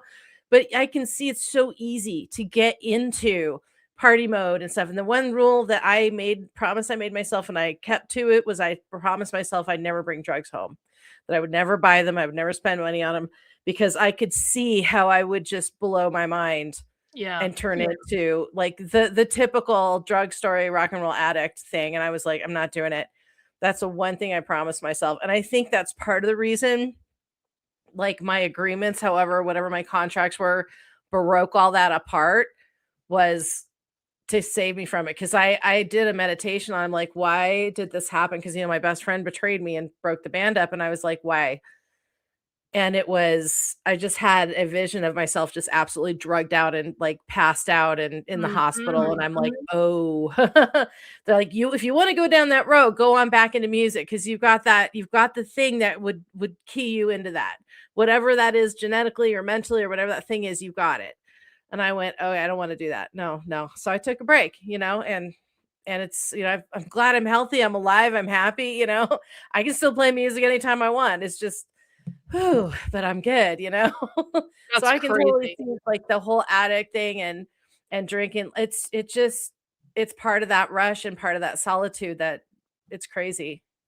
No, I can definitely see that. And you can almost see it too, like on social media when people get these really big social media accounts and like they're like, I've talked about this many times, like they're previously normal people, and then their social media account grows and they get used to having all this attention and all this dopamine. It's not the same thing as being on a stage and being a musician, but it's still an audience. And for a lot of people, it's like 10,000 people at the like seeing your stuff, 100,000 people seeing your stuff, millions of people seeing your stuff. And then you start to chase it and you start to look at the replies, because this happened to me for a while. It's like you look at all the replies, and then when the replies don't come as much anymore, you feel like you have to do something to get the replies, because you're like, why are they replying to my stuff anymore? And then you just keep going, and it's like a drug that you kind of have to keep like feeding. And if you don't have the response that, like, I've talked about how like getting permanently banned on Twitter for a month was probably one of the best things that ever happened to me, because it forced me to detox from all that, because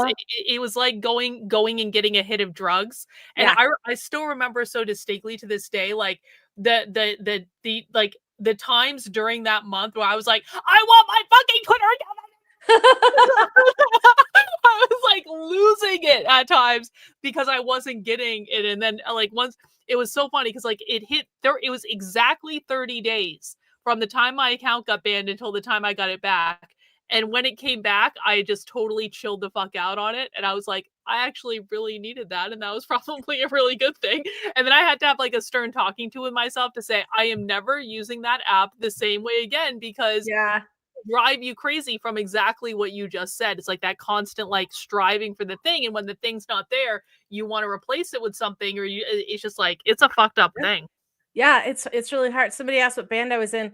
I just went by it. My stage name was Jennifer. That's why I'm Jennifer now, is because that's what my stage name was. And then after the band broke up and we reformed with my bass player and I reformed with new musicians, we called ourselves Fire Sign and recorded an album, which went absolutely nowhere, because it was at that point that we just all went, we got to take a break, because we were like trying to figure shit out. And but yeah, I still have all my shit, all my music recorded. I still have plans to re-record it in my style, because I think I was trying too hard to be something I wasn't. But I still have plans. You guys will get updates. If the Fire Muse Jennifer ever returns, I'll definitely share it with you guys. Afford socks at one time, and but his childhood, there were some hard times. So what he's showing me though is the learning disabilities too. He got teased about, he's showing, and he couldn't like learn things. He had a hard time, like ADD, I think, like obtaining information he couldn't comprehend or obtain. The dyslexia. So he had learning disabilities, and got bullied for those things. Okay. And so he's showing that a lot of the drugs and alcohol came in mostly because of the situation. So where he was, like the partying and the people he was around and how good it made him feel. And he was just out of control. He goes, it would just take me out of control, like any addiction. It wasn't like he was trying to hide all that pain, he says, but it was more so available. Like it became available. And then he That's the cause of your addiction was not necessarily completely your childhood trauma. No. Okay. Did you heal your childhood trauma? I guess getting famous and having everything probably helped that a lot.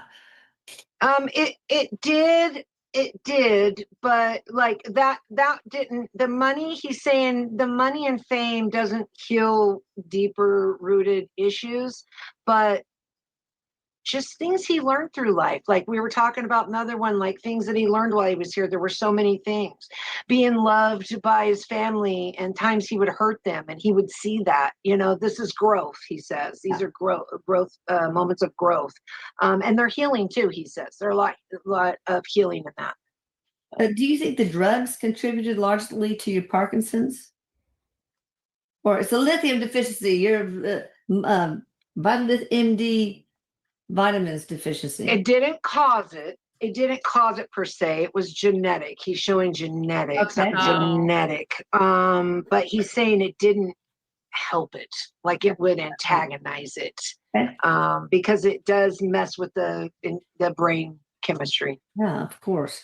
I just talked about Vitalith MD, a new nutraceutical I created, guys, in the end of the first part. So check that out. Vitalith MD. It is like very, very 52 benefits that all have scientific citations, several of them for each. It's amazing. Even for osteoporosis, addiction, Alzheimer's, etc. So I'll talk more about that on TikTok later. Yeah, anything, Eric's saying anything too, like with the motor, the like nerves and motor is things that affect the motor nerves, you know? Yeah. The not just the brain, but I'm trying to get what he's showing me here, like the peripheral nervous system too. Like you could get like numbness and stuff like that. So yeah, I mean, look, it's the third element in the periodic table, so it's necessary, extremely essential, and we just don't realize it. That's why they call it the Cinderella drug. So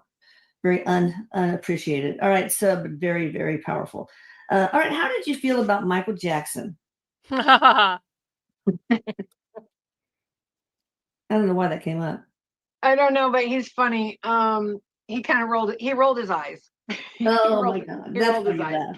Yeah, he rolled his eyes. A little boring. But as a person, you know, and on the other side, it's different. But when he was here, he says he found him boring and annoying. Oh, really? But have y'all met since on the other side? He's saying no. He's saying no to that. Not yet. Not yet. Okay. Yeah. Well, it's just that he's showing me that there are many souls on the other side that are musicians that he has met that have passed before him. But that's just one of them. He hasn't, not because he doesn't want to. He's just not really yet. No. So what famous musician did you first meet? I know you met family and all that stuff, but it's a musician beside They go use the little goddess room. All right. John Lennon. John Lennon. Okay, cool. That must have been nice. Yes, very. He says yes, very. Were your choices always aligned with your soul's original plan? Cool question. Yeah, very cool question. No, they weren't. He shows that he had many. Huh? He had many detours. Oh yes, he's showing that like addiction was part of his plan, but free will made it worse. Like it got worse, you know, than it had to be. He's showing me that he shows me like there's all these different routes that you can take, you know, but there's also the free will routes. And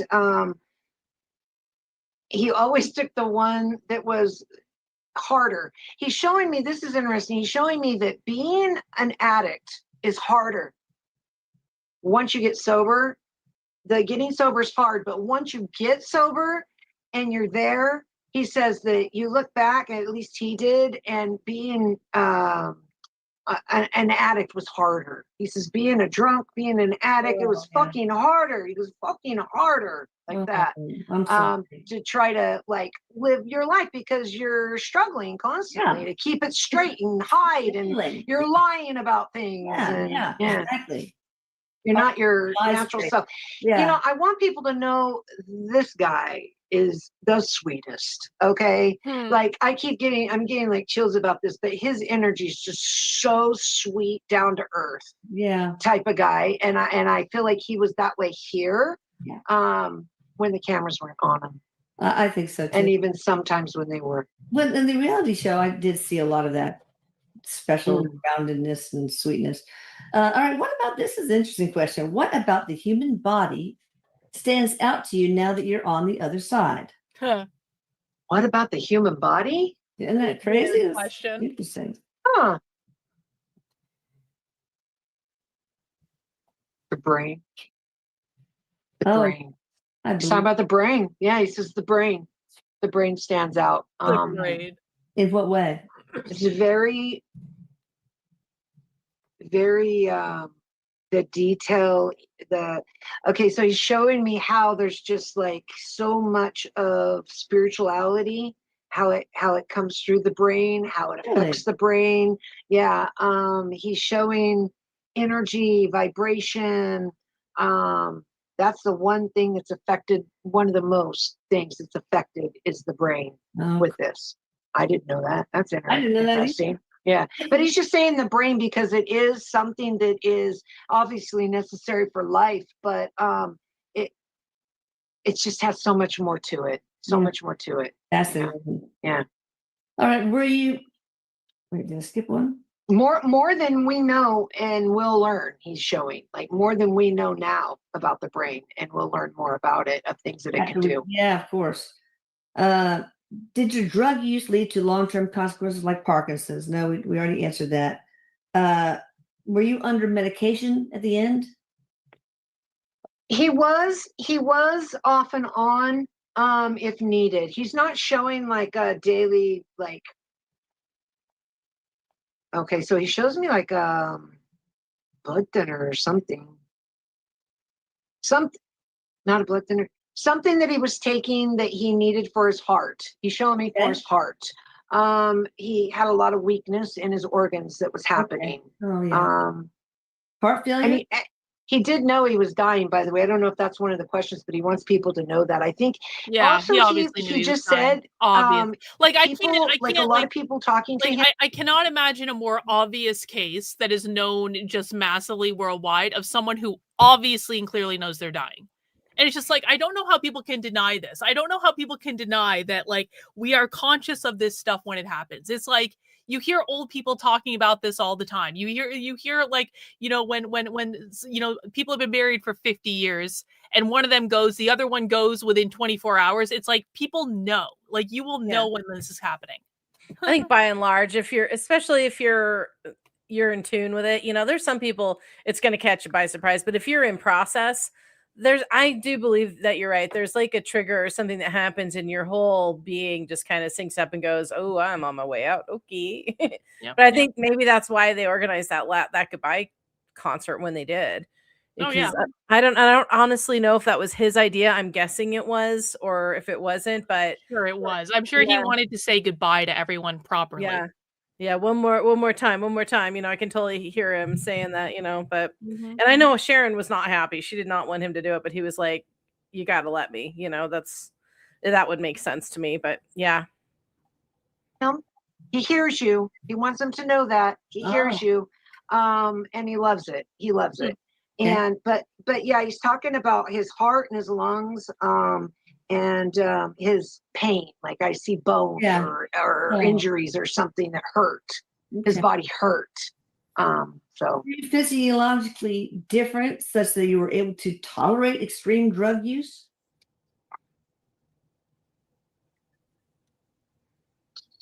So do you mean like, was it not working as good, or was it physio? What do you mean by that?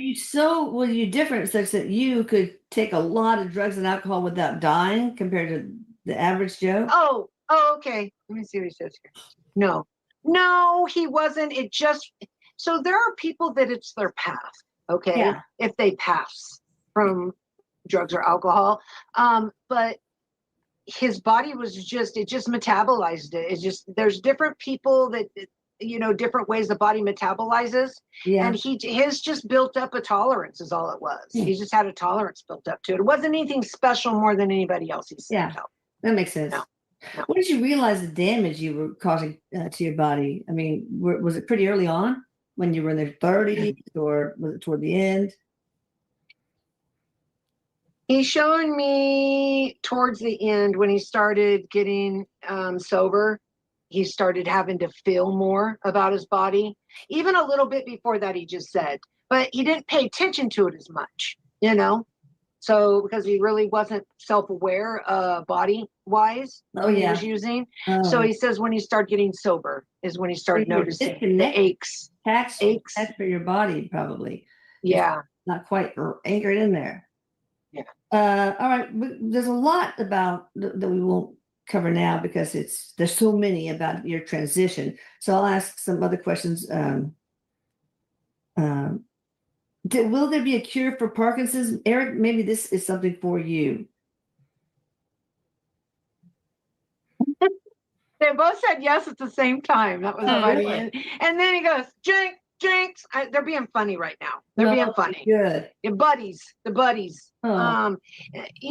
Ozzy's really good. I think, and me, Ginger, my opinion, I think he, is a good heart and good father type, right? Because I can feel the love he has, not just for his own children, but others that, he interacted with. So anyway, they both said yes at the same time. And I'm seeing there's going to be a lot of steps to this, but it is going to start with getting the chemistry right in the body, like what you were talking about with the lithium and stuff. Right. It's going to start with the deficiency in the body that cause this. That's vitalithmd.com. Yes. And then they show me like light therapy, sound therapy, things like that down the road a little bit. Okay. What was that? Who's that? Which one was that? Bella? Oh. Yeah. All right, let me ask you a quick question and then mute it again. Did you pick up any psychical medium-like abilities? Did he pick up any medium abilities? Okay. No, not that he knew of, even though he was channeling a lot of his music, but not that he really looked at like that. Oh, can you hear me? Oh, I wasn't you. Yeah. Were you afraid to die the way you lived your life? No, not at all. He said, not at all. Wow, not at all. Amazing. Not at all. Okay. Struggles with addiction. We pretty much covered that. All right. Here's one. I guess you called yourself the Prince of Darkness. Was that being the Prince of Darkness a rebellion or a deeper lesson about shadow and fear? I'm going to mute. It was a nickname given to him that he just went with, and it was just part of his image. Let's see, he's talking about dark versus light and how they're both necessary. So some of it was, to show a little bit of that, but a lot of it was his image, part of his image. But it wasn't Prince of Darkness. It wasn't like satanic. It wasn't meant for that. He's saying it was more so. It was more so a nickname given to him in Black Sabbath because of how they tried to.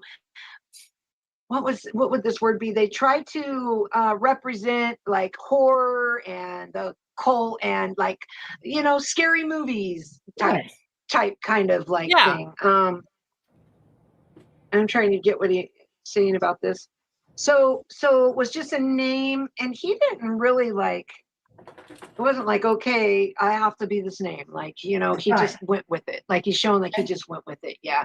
So it was just part of the image, Part of the image you have to be a celebrity, a successful celebrity. Last question. Especially that one. And y'all please hit the like and the subscribe button, plus the notification button if you want to be notified about part 3 and 4. Did you have to sell your soul to the devil for fame, or was this your life contract? I love that question. Oh, come on. Life contract. Come on. No, I did not. He's so funny. Like, no, how he said that. So he's saying that, let me get this right here. It just happened so fast. This is his words. He's like, it just happened so fast. And it was part of my journey. It was part of my life, part of my contract. So no, I did not sell my soul to the devil. But he does want people to know that don't give up on your dreams. He wants people to know that don't follow your dreams, follow your passions, but don't do it for material gain. Yeah, he says that's real. That will come. Don't do it for that reason. And make sure that the people in your life know how important they are. Yeah, absolutely. So why did you choose the dark, the Black Sabbath, etc., instead of like an angelic, That's not Ozzy metal. Angel or something like that. Ozzy Why did you Angel. choose the image to be represented by dark roses? Alicia, Oh my god. you're a metal musician. Oh, Why yeah. didn't you choose something more uplifting and angelic as your image? Why not pink? Oh, that's like the whole thing with the bubbles when Sharon Why tried to did you put the wear a bubbles. nice cardigan on stage, sir? Yeah. And a bowler hat and a bow tie. Like, Where's your cane, son? Your monocle. Yeah, the Prince of Angels. No. the Prince of Angels. The light. Well, he's showing me that was just how it was in that music, the band, the Black Sabbath band. Okay. That's how it started, right? But he's showing that get this right here. He's showing like it does teach people, right? It does teach people. I just want to get this right really quick here. Exploring the themes of horror and the occult, he's saying, was part of their image, and it's what sold, right? It's what was selling, and it was what their music was about. So he's saying that it is still a lesson, though. He's going, that's still something to teach, even if it doesn't come from the light, because you have to have the dark to appreciate the light. So there is a lesson in all of it, he's saying, with that. But it was what was selling at the time. And so you stay with it.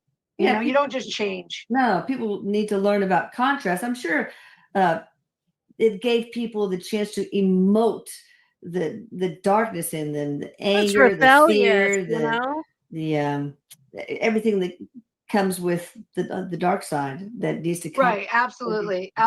You explore that, you're going to understand the light. Exploring the dark helps you find the light. And he says there is a lot of darkness in people, you know, that people push down. And maybe if you're exploring that, you can understand yourself more, is what he's saying. And let it out, people. It doesn't mean you have to be dark. He goes, don't take my words and twist them. It don't mean you have to be dark. He says, just understand why there is the dark. Yeah. Process the feelings that are of the dark so you can release them and let them go and let in the light. I think we'll finish there.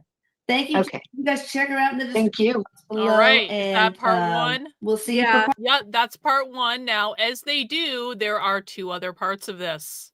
So we're continuing with part two. Yeah, and the gal, she kind of gets her numbers mixed up a little bit because she was like, later she says part 3 is part 4, and I'm like, and then in this one she was like, check out part 2 and 3 later, or 3 and 4, and I'm like, do you know, did I miss the beginning of this? But there was only 3 clearly labeled on her channel, so I think she was just confused. She's flighty sometimes, but that's okay because she means well. Bless her heart.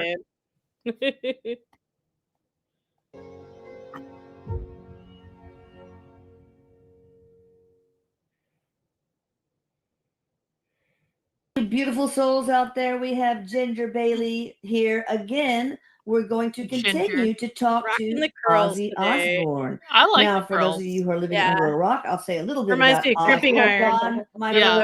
Osbourne. Yeah, real. Just died in 2025. The iconic English singer, songwriter, and television personality, frontman of Black Sabbath. He pretty much helped define heavy metal in the 70s with things like Paranoid, War Pigs, and Iron Man. So we're going to talk about, you know, his challenges and so on. Visit part 1 and 2 if you haven't already. And despite his ongoing health challenges, including battles with addiction, Parkinson's, it doesn't matter. multiple surgeries, just roll with it. You know, Ozzy's still pretty much very alive, and you will see what I'm talking about. Yeah. He's all really the way to the last minute. I mean, all the way to the last minute. Absolutely, he was amazing to the end. I also would like to make an announcement. The Vitalith MD, the multivitamin with nutritional lithium, which is not lithium, is going to drop next week. We had to extend it. The launch is with the low prices are still happening. So go ahead and pre-order now, because I don't know, we'll probably run out pretty quickly.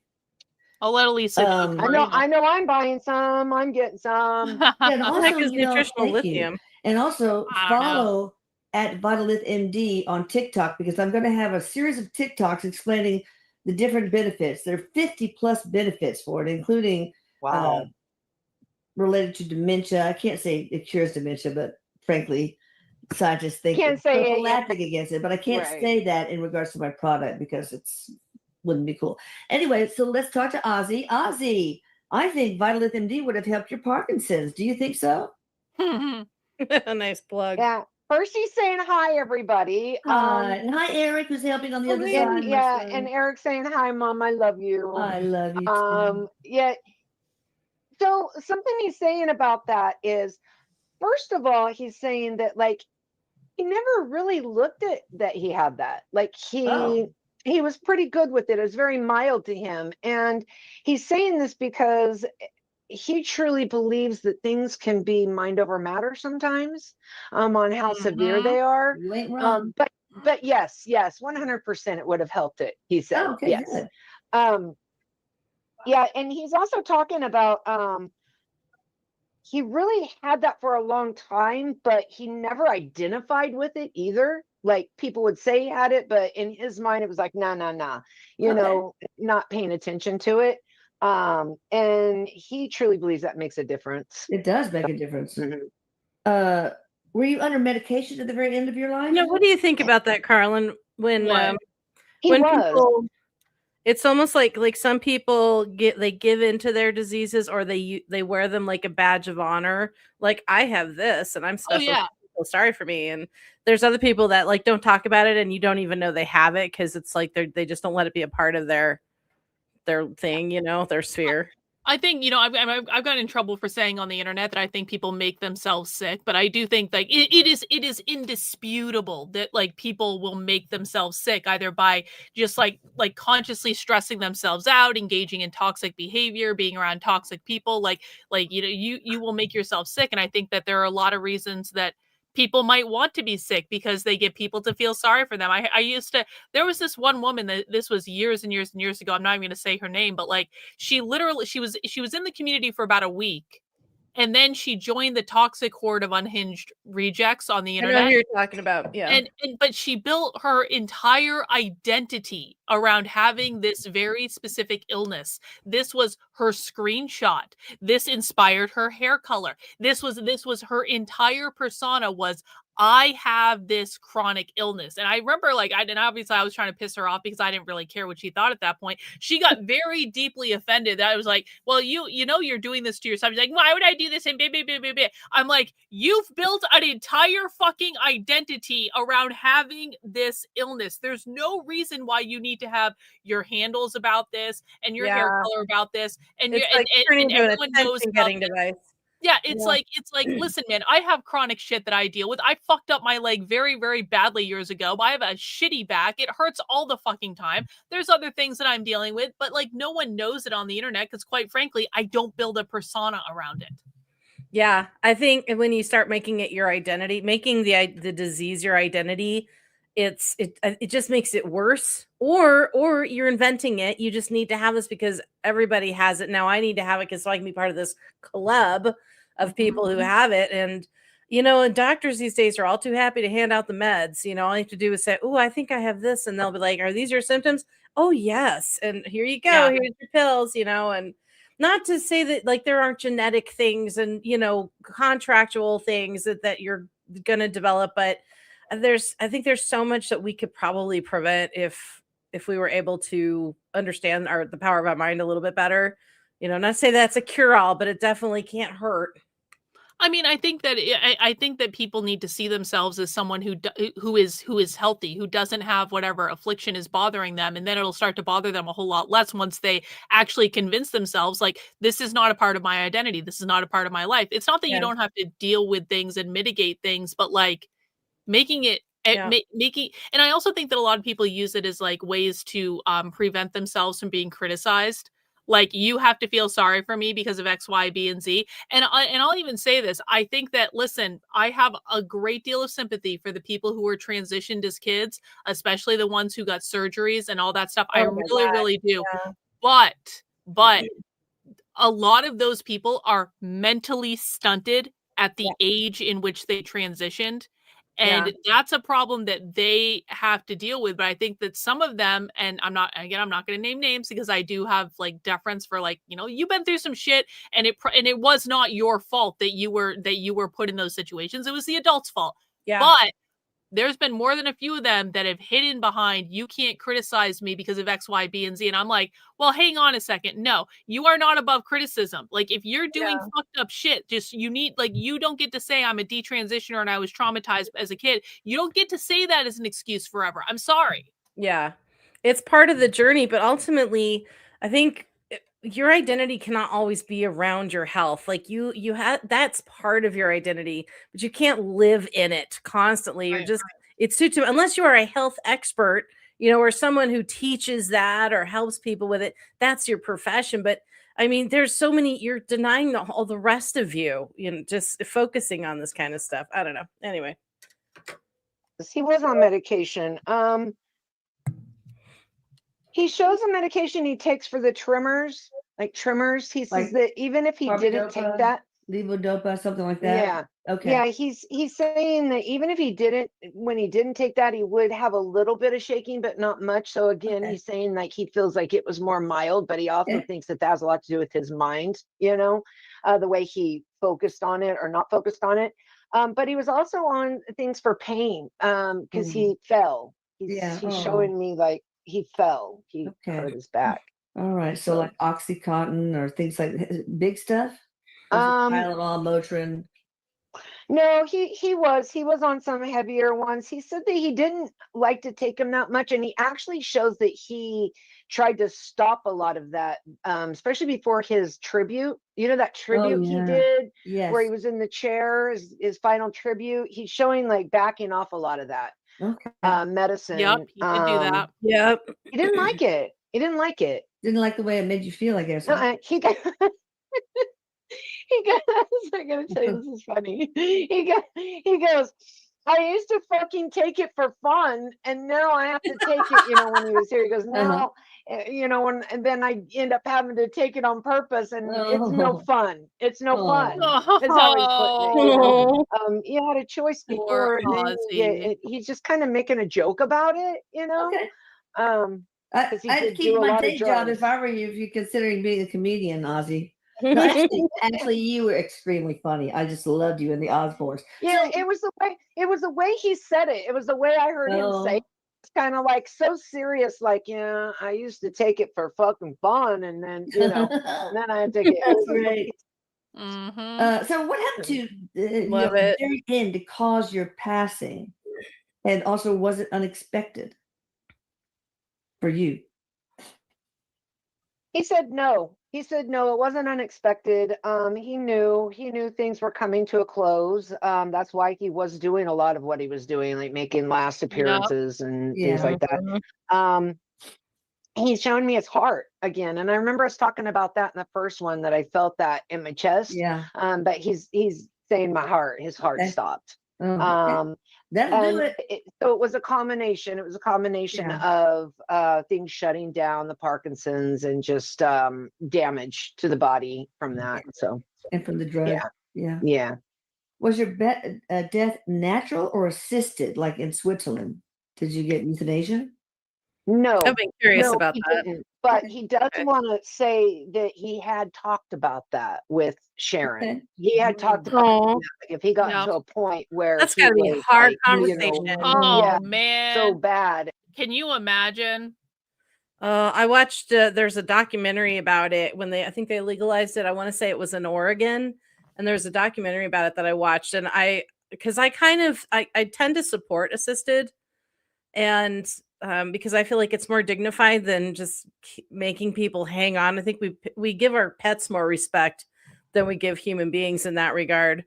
But it was hard to watch though, because you have to think about like you're consciously doing this, and they took you through the whole thing. They didn't show. They had one person they followed through the whole documentary while they interviewed other people. But it was really like, it was a tearjerker. It was a get your Kleenex box ready, because, you know, her husband was holding her hand. She was dying of cancer that was just riddling her body. She was in constant pain. And they like when they got down to that night, it was like they recorded her all the way to the end, and you just listened to her talking until she died. But the camera showed the outside of the house, and I was just like, wow, it was so powerful and so terrifying at the same time, just to be that aware, that conscious of that decision. Whoa. It's crazy. Yeah.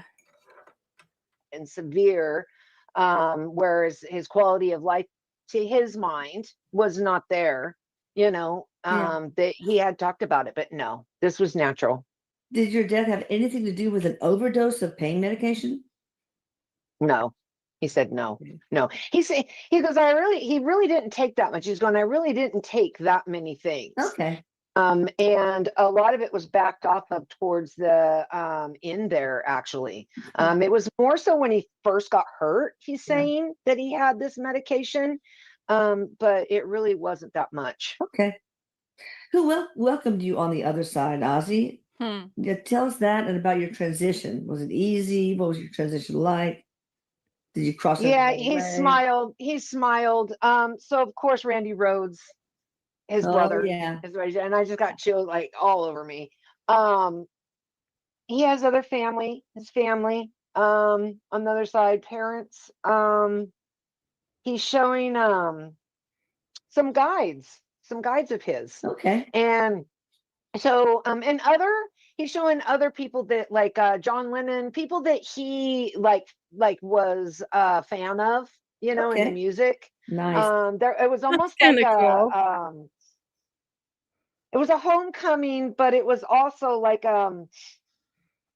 just a celebration. Okay. He's putting it like with people that he's known and easy. people that he knew. It was easy. It was easy. Yeah, he's showing like it wasn't like severe or major. It was like he's even showing like leaving the body slowly, like real quick. He's just showing like very natural. He says very natural.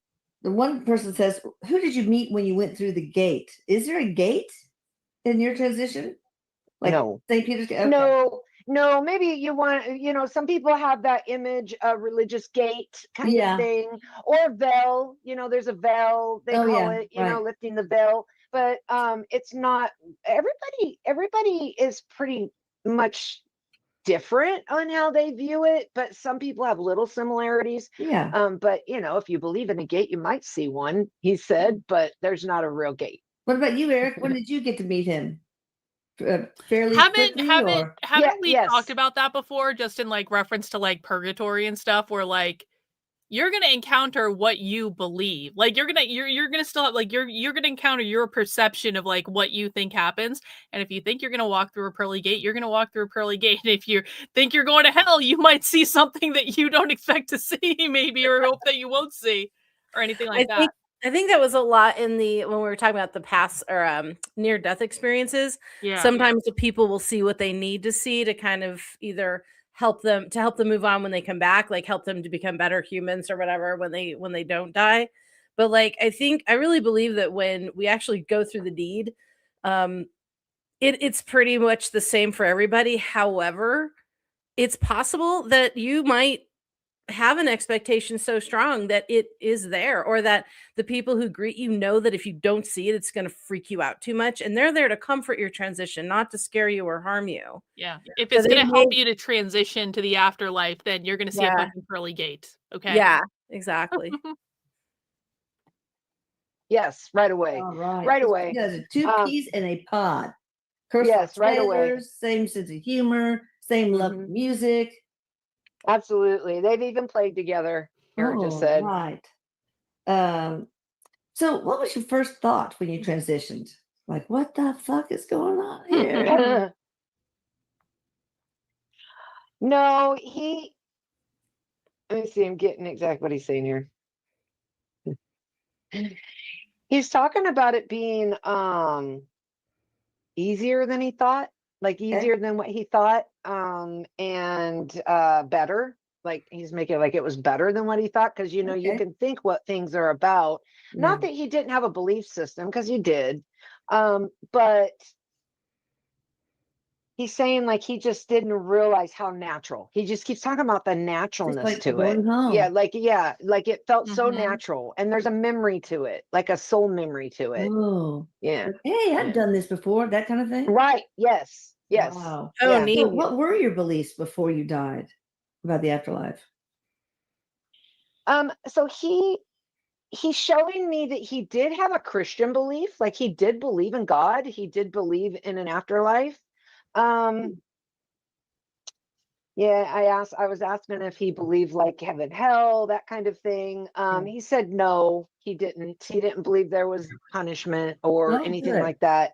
But he just didn't realize how, he keeps going back to this word again, how natural it is, Oh, wow, how it, interesting. like he always looked at our life here, like a lot of people do this, right? Yeah. Like this is where we're at, this is where we're from. He goes, but then when you pass, that's where you're from, Right. right? Then you know you're that's Oh, really home. neat. I And love then that. right. playing in a Right. Shakespearean tragedy when you were alive. Really. Right. cool, right? And he says that he's showing me Akashic records, like this is something he loves, that he is so like into, like paying attention to, looking back at, different lives, looking forward, how it all works. So he's just talking about his beliefs before weren't as big. Okay, that's good. He's like, they weren't as big as it all is. Oh, I see. We're very limited. Very Okay. limited. Yeah. Was there anything that really surprised you, or what surprised you the most in the afterlife? How much he feels like himself. Oh, really? Yeah. Huh. How much he feels Cool. like I love himself. that. Yeah. That is cool. So, can you Yeah. describe the afterlife surroundings, like where you reside in the spirit realm? Anything like that? Like Eric was in a log cabin or something, and had a tea. This is cute. So he's showing me a music studio. Okay. A music Nice. studio. Of course. And I mean, that's not the first thing he saw, of course, but he shows me like this music studio where all the musicians that he's ever followed or ever known or been a part of their lives or not been a part of their lives is how he's putting it, get together and play music. And it's Nice. kind of cool. It's like there's no walls, there's no limits, he says, but it is like nice. studio of enjoyment and music and healing. Like it's very healing to the soul. Oh yeah, music is healing, period. Mhm. So this one person says, is your actual home in heaven, or in all caps, where the hell are you when you die? So yeah. Yeah, it's heaven. It's a heavenly plane. Think of a space. This is Eric talking. He goes, think of a space with no walls, Yeah. okay, no limits. Think of that. And a space that is feels better than here, okay, better than here, but he wants to say that doesn't mean leave here, because you need to be here. Okay, but better as in better feeling as in a perfection. But the thing is that we all want to come to the physical world because you get more growth, he's talking about. Right. So he's trying to say, like, it's great and wonderful, the things you hear about, but it's not full. It's not the full amount of what our soul wants. Yeah. Oh, and yeah. we choose to come to the physical world. Sounds like it could be boring compared to the earthly plane. It's not, because if you can imagine what it would feel like, and I know I've felt this when I got scalar, I felt this, and I've heard other people talk about feeling this. Feel that feeling of perfection, not needing anything, just I'm in perfect form, not needing anything. But that doesn't mean that you don't look forward to getting growth, Right.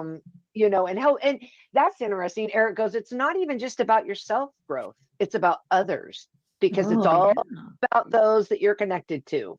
And when you work with them, it works with you, is how he's kind of showing. So what was your life purpose in this lifetime, actually?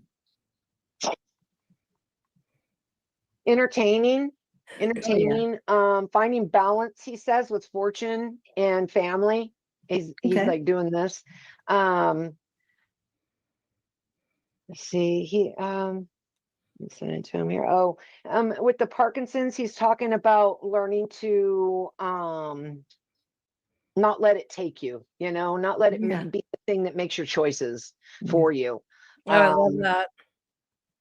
There are some people out there that do deal with And illnesses, listen, like if Ozzy Osbourne can say that with Parkinson's, like literally fuck anyone who can't figure out how to get their heads around that. You know what I'm saying? Yeah. Well, I think about like Michael J. Fox and how he took a step back from acting, obviously, because it's like if you can't do your job, you can't do your job, but he is still active and present and living his life, and he didn't give up. Like he kept going forward too. And I love that that's a message, is you don't, just because you have this doesn't mean your life is over.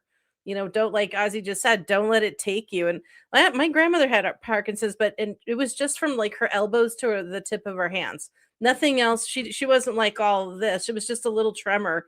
And that's the worst that she had of it. So, and she was a steam train of a woman. She just absolutely would do whatever she wanted to, but I love that message. Disabilities, that it's not easy to put the mind over matter, but the more you try to do that, you will see a difference, he's saying. Because when he first found out, he was kind of like depressed. He's talking about really depressed about it and kind of scared. Not that he would admit that to anyone, he said, but he had a little bit of fear about it, but then it was like not very long. That didn't last long. And then his mind switched to, you know what, this is not going to take me. So he's awesome. he's just talking about the entertainment with others, the struggle with addiction. There's many things, many things that he came here. Yeah. And relationships. Yeah. Well, what is your sole purpose for having Parkinson's? He's saying that was the purpose, was to fight, to continue living the best you can, and not let it take you over. And that's not just with Parkinson's, that's for anybody that has an ailment that, is taking away their quality of life. Right. Okay. Be bigger than it. Right. Exactly. That you are not your disease. Right. Don't let it label you. It's not easy. Oh, the more that you fall victim to it, he says, the more it's going to take you over. Yeah. So did you see Jesus? And did Jesus or God, source, say anything to you when you arrived? Welcome, Ozzy. He said yes to Jesus. Source, however, did Jesus throw the horns? Person. However, Eric's going, it could be, if you really say, oh, I want to meet God, it could come in a form, but it's really just we're an extension of this energy of source. Right. It's not one individual. But he says yes to meeting Jesus, and he shows me that he just had his arms out, and it was almost like he felt like a little child. Like I felt like a child again in mom's arms, kind of thing. Yeah. And I just got chills all over. What is it? What does he say? Welcome. Oh. Welcome home. Oh, welcome home. Welcome home. Welcome home. Wow. Makes me have shivers too. Yeah. He says, but it's not even really in the words. It's just feel it. Like I'm feeling it right now, and it's making me like get like up and down my spine, chills. Yeah. Don't forget to check out Ginger down below in the description box. Okay, so just don't forget. She always has specials going on. So maybe not right now, but soon. So just check it out. I always have something. I don't have like a big sale going right now, but I do have things that are specials. Yeah.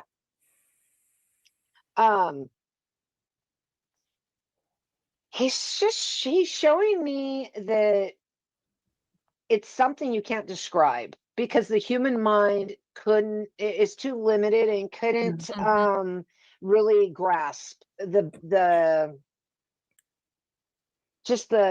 giant, I don't know how to explain it. He's trying to explain it in our words, but, because I don't have the words, but he's showing like just it's beyond what you can imagine, if with love that shoots through you. Like he's showing like it becomes you. It's like a part of your soul. Which we all have that here, he says, but we're very limited because of the physical. The physical puts limitations on us for good reason, for growth. I try to send that to people when I do my scalar work. Just Ooh, love, maternal love. I have such deep maternal love, and a lot of people feel it. So that's I'm telling you, when I had the scalar the first time that you did it, I swear I'll never forget that. It lasted just a couple minutes, but it was as if what you can imagine it would be like to be outside of your body and in the heavenly plane. Wow, that's cool. It was just, I was just like, oh my God, I love this feeling. I don't ever want to lose this feeling. Wow, I wish I could know how to make it last forever. I know. Well, we wouldn't grow, Elisa, if that that's lasted true. forever. That's true. You know what I mean? So, all right. Did your music channel suppress rage or shadow energy on the behalf of humanity?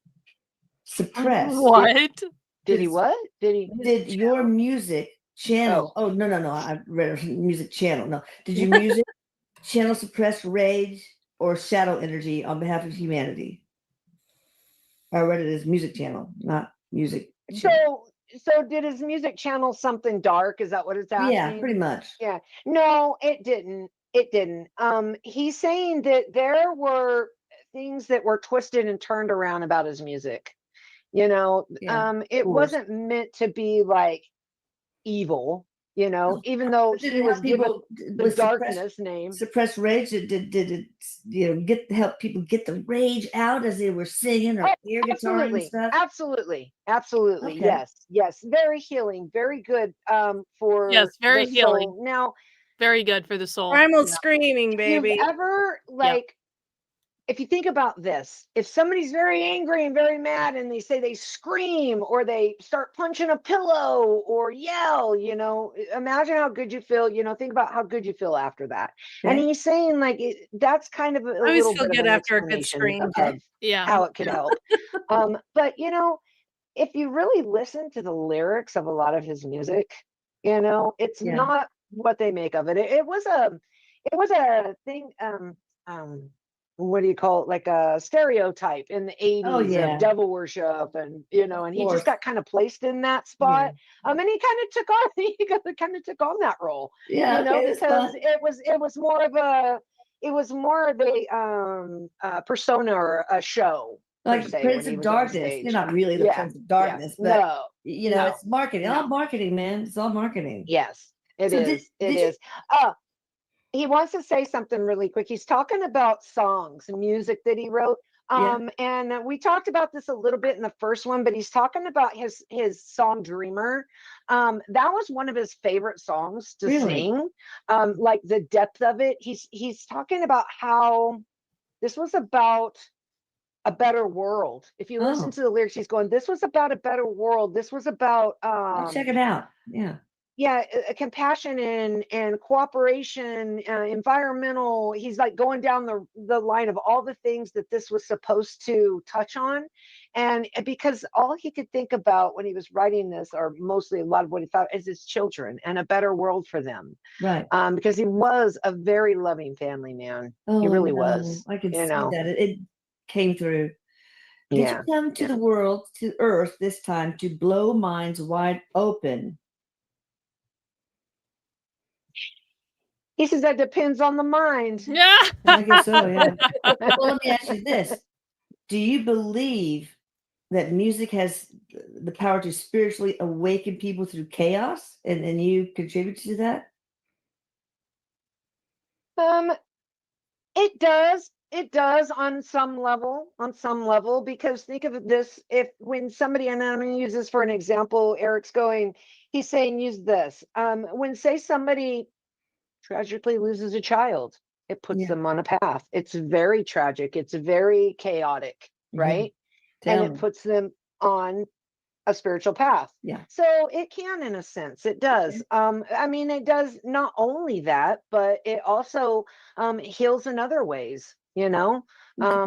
There's many like lyrics and his songs and the music notes and things that are also very healing. The beats, like the actual beats to it. Wow. You know, I bet that if we Googled the meaning of the lyrics of Ozzy Osbourne, I bet we find somebody analyzing that. Yeah. There's some very deep places he went to when he was writing. Is playing rock in heaven the same as on earth? He said better. He's yelling better.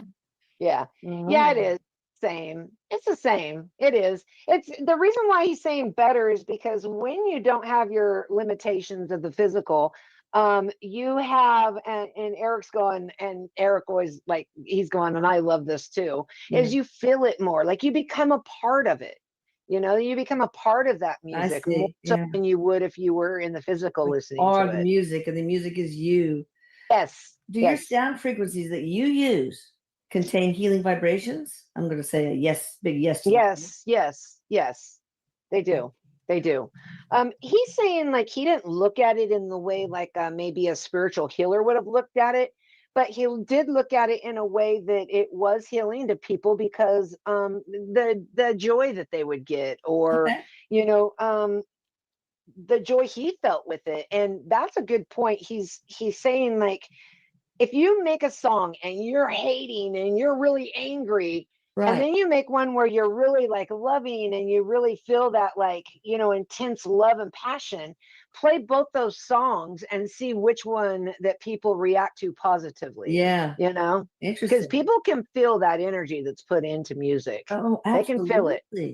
I think that's a good place to stop part 3, and we'll continue with part 4 in a moment. Please subscribe to the channel. That was Elisa skipped over part 2. This was actually part 2, but she was confused. Yeah, I think so. I want to say hi to Kino. Hey, Kino. Oh, Kino's in the chat. What's up, Yeah. Kino? Good to see you, bro. All right, we got one more part. It is 20. I think the parts are getting shorter as we're getting into them, but that's all right. This one is 22 minutes long. I'm really enjoying this. It just feels like good energy. This feels like a good way to end the year. Absolutely. An uplifting afterlife conversation with Ozzy Osbourne. I'm enjoying how open and how talkative he's being, and it's really fun. And you know what? It works because he was an entertainer, right? So he was in the zone of communication. So he's doing. I'm just loving this.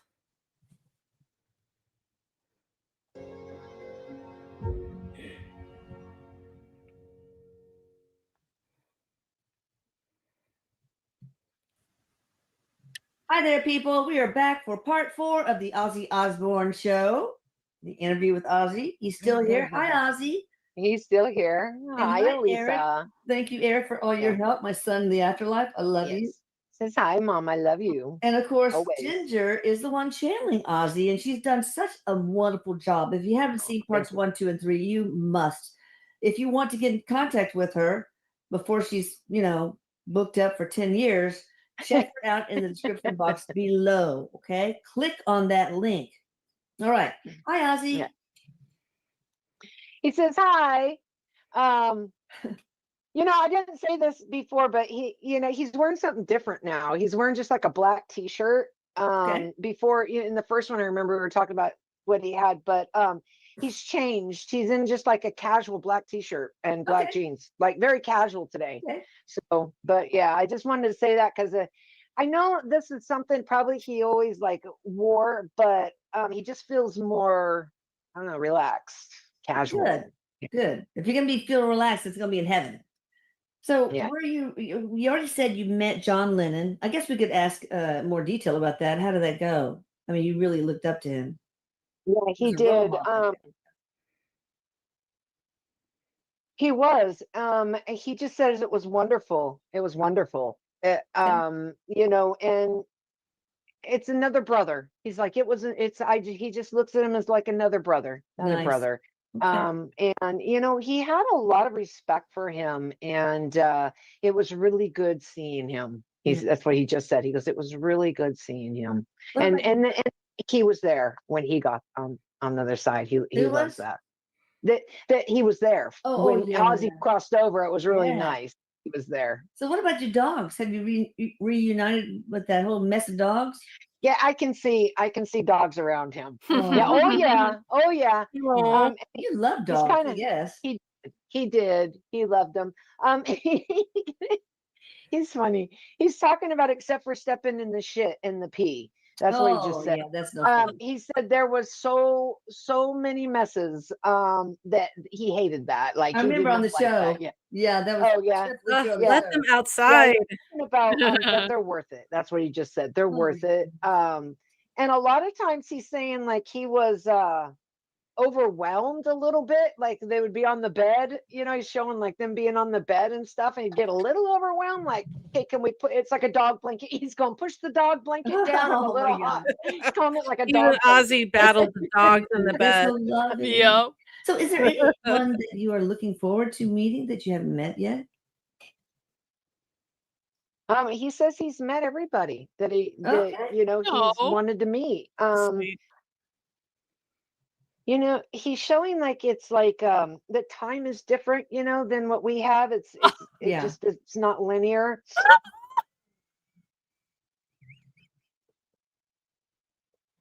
Thank you, Ozzy. Thank you. Thank you, Ozzy. Thank you. Jennifer, do you want to explain what Ozzy just said? That it's different than how it works here. That's exactly what he just said. I see you laughing in the chat. I see all of you. He said it works differently. He says it's not linear. That means time is not real. Time is not real. How is it not real?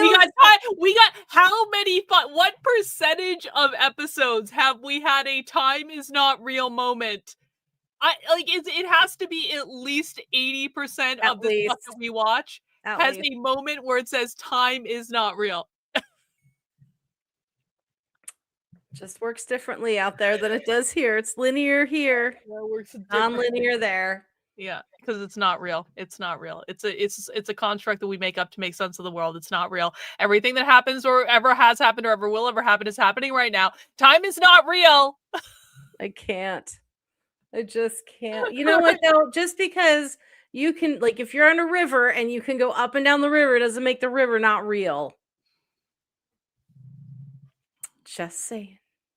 He says he's met everybody that he's wanted to meet. He's showing like it's like the time is different, than what we have. It's not linear. And he's showing like feels like longer than just a few months, a couple months, over there. If someone really wants extra credit and you're a little bit bored this week because there's nothing to do, if you want to go back through every episode of DISENRAGE that I've done with Jennifer and clip the moments where it comes up that time is not real and just put it into one. I should have started doing this fucking months ago. Every time there's a fucking clip, you put it into like this. This is really what I should. This was such a fucking missed opportunity. I'm mad at myself. Because Jennifer, tonight I could have surprised you with a whole year-end retrospective of every single fucking moment that someone has said time is not real, and I paused to laugh at you and reinforce that I'm right and you're wrong and you need to accept it. And every single time is they don't say it's not real, they say it's different. There's probably been about 3 or 4 times they said it literally it's not real. But Okay, you hear what you want to hear. It would have been amazing if we had that retrospective. Maybe we'll have to get it started for next year. Yeah, well, my birthday's coming up, so Well, that's actually a fair point. We've got some time before your birthday. We still have time to put this together. So yeah, he's actually gone through his life review already too. Wow. So yeah, and you said you getting connected right with in Randy there. Rhodes. Was Randy's death part of a soul contract? Someone wants to know. Curious minds want to know. Yes, absolutely. I'm getting chills all over me again. He's kind of changed his demeanor, like it just went down serious for a minute. And he said it was, and this was something that he was supposed to go through along with other people connected to Randy Rhodes, but it hit him like a dagger. He's showing me like a dagger. That's his word, dagger in the heart. And also survivor guilt, he's saying. Survivor guilt that he had. Okay. And he's like it. He's his brother. He says, and real brother, like he like blood brother is how he felt with him. And it was just really changed a path for him. He also shows it changed the way that he thought about like things on the other side too. Like he got more connected in a way, like he's not saying like, oh, I prayed to God or anything, but he's talking about like talking more to spirits, the other side. Yeah. Did you channel? Because he would talk to him all the time. Yeah. Not that not that he knew he was doing. Although he did channel music, he didn't look at it that way, but he channeled a lot of his music, and he shows like he just started talking to not just Randy, but other people on the other side that got him to start doing that. Oh, interesting. But there's other things, of course, little things that changed with him. Yeah. In his life, his path. Did it change your music? Sorry. No, his music. It didn't change his music in a way of, like, if anything changed, he's talking about he was more in depth with it. Okay. Like he was more like deeper feeling with it. He felt deep in his music. Yes. Yeah, a little bit more like deeper about it, like deeper, like he doesn't want people to think like he didn't ever have his heart into it, but after this it was more like a shift where he just got deeper into it with his heart in a way. Yeah And I bet that made your audience get deeper into it too, just following your energy, right? Like we were talking about earlier about what, if you were angry and ticked off when you're doing a song compared to being very deep and loving when you do a song, having passion for it, there's a difference, and your audience will feel it. Yeah, interesting. Okay, I know the answer to this. Can you hear your family's thoughts? Of course you can. Everyone who dies can hear the thoughts of their loved ones. But have you tried to connect with your family since you crossed over? Yeah, he has. Yeah, Tell me about that. Tell us about he's that. talking about not just his family, but his animals. Like the animals see him. I bet the animals know exactly he's right there. Sees him. Oh yeah. Oh, That's what you said. Yeah. Wow. And Kelly, he's showing like Kelly, like he'll be like trying to like give her, a sign, like put his energy real close, and she'll turn and go, like she'll know, like she'll turn and talk to him. Oh wow. Yeah. Does she know? Does she know she feels it. She feels it. Wow. He's saying she was like one that took it is taken, like it's hard for her. Daddy's little girl. Yeah. He's talking about Daddy's little girl. They were very close. And he was close with his son too, but there's a different dynamic with your daughter, he says. Than it is with your son. Yeah. Dang it. Yeah. Has Sharon and your children always been a part of your soul contract? Your soul family, rather? Always? Yes. Okay. Always. He's had other lives with them. They sound like a soul group. I was asking many times as being those roles, his children and his wife. How many lives have you and Sharon shared? And how many lifetimes overall have you had? Too many to count. Oh my God. So it's like he's showing me like up in the 100,000s, like lots of lives. He shows me many lives on another planet with his family. With his family, many lives on another planet. But he does show one that was kind of current before he came here, and he shows like a composer. I'm trying to see like a composer of music. Okay. He wasn't anybody like famous or known, but he shows like he really worked hard at this. It looks like the end of the 1700s, early 1800s, around that time. And Sharon was his wife in that life too. Okay. I'm trying to see what the struggle was. He's showing me that it was very hard. You always have to have a struggle. Yeah, he's showing me like very hard. He wasn't successful like he was in this life with his music. But he had the same passion for it. And he didn't quite make it. So this time he made it all the way with it. Is how he's showing. Yeah. You did. Yeah. You certainly did. By the way, I don't know why I'm thinking of this right now, but I saw a teaser on the news this morning when I was eating my breakfast that there's this big ass meteor going through, or asteroid going through the inner solar system. 3i Atlas. And they think it's alien technology. The scientists saying this is not an asteroid. This is that the same one that they were saying like is this a different one? I don't know. I thought a few months ago on the news today, so I don't know. Oh, okay. So there's been more then, because and I don't remember all the details because my husband's the one who watches stuff like that. I don't watch TV like that, but there's something connected to it that is alien. Ooh, okay. Interesting. Hope we find out more. Yeah, there's something connected to it that has to do with alien. So it's not, I'm not saying like it's an actual spaceship, but there's something connected to it that aliens are involved with.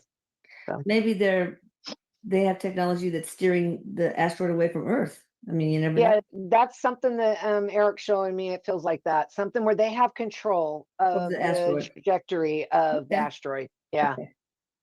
So what was your pact with Sharon at the end of your life? Pact? He had many things he's showing. Many, you mean like spiritual contracts? Yes. There was many things. There was many things that they had, but you know, there was a chance that she may have not been with him for the whole life. Yeah, it wasn't monogamous. There's free will. Yeah, there was free will he's showing, but she chose to stay. And this is from a spiritual side. Okay. Right. Yeah. She chose to stay. And that actually gave her more growth than it would have if she left. So think about that. So when you have a contract with somebody, you have Ozzy in your life, stop it. Yeah, you have Ozzy in your life. You're gonna grow. I can imagine. Yes. And you know, her resilience has been stronger. Plus, you know, they had a really good relationship once, like they had a good relationship off and on throughout, right? There were hiccups, okay. But he says like towards the last half of their life, they really got closer. Oh, that's like a lot nice. Closer. Yeah. That's so nice. Are you going to reincarnate again? And if so, what kind of life would you choose? He's not going to anytime soon. He says it will be a while, in our sense of a while. He's showing me another planet. Okay. He shows not coming back here. Are you a star seed? I can't blame him. Are you like Pleiadian or Arcturian or? He is, but I don't see like it's not one I know the name of again. Like there's so many. There's so we should probably do a video on that sometime and see if we can get more names for you know, because let's get I love that. That'd be great. I know, because there are so many planets with so much life out in the universe, even in our own galaxy. So that would be interesting. But anyway, he shows me something that in this galaxy, but it's different. It's bigger than Earth. It's different. It's not as heavy, but even though the gravity is, but they're just different. He says it's a different type of growth. Choose that planet. And what are the aliens like? The beings on that planet like? He shows me that it's a lot. They have a lot more access to the universe. He shows me more evolved. They're more evolved. Yeah. Everybody is compared to us. I know. there are many Earth-like places that are a little bit behind us too, but you're right. A lot of them are evolved. Right, I'll be right back. I think a video would be kind of cool to do about that. That would be very cool. Yeah. I mean, there's a lot of people in our audience that know so much more about this than I do. The different races, and of course, races that no human on Earth knows about. So right. And most of them are ones we've given names to anyway, like the Pleiades and stuff. A lot of them can be channeled, but some of them are ones that we've given names to. But he does show that this planet he's been on many, many times, and it's kind of like his home planet, like if you want to think. So yes, he's a starseed. Oh wow. All right. Was part of your job to scare people into questioning reality? Part of his contract, maybe? Maybe, I don't know. Wasn't his job, because he didn't realize he was doing that. But part of it, yes. I mean, there's many little bits that we come in for our behaviors and actions and reactions that we do that will affect everybody else, right? Especially when you're well known like him. So part of it was question the reality. Yeah, absolutely. Did you ever consult mediums or psychics when you were alive? You are now. No, he's saying no to that. What about Sharon? She seems like although Sharon has. Yeah, I figured. That makes sense. With the spirit of the animals you bit on stage. Oh yeah, the dove and stuff. There's a lot of controversy about that, but There is, but here's the thing.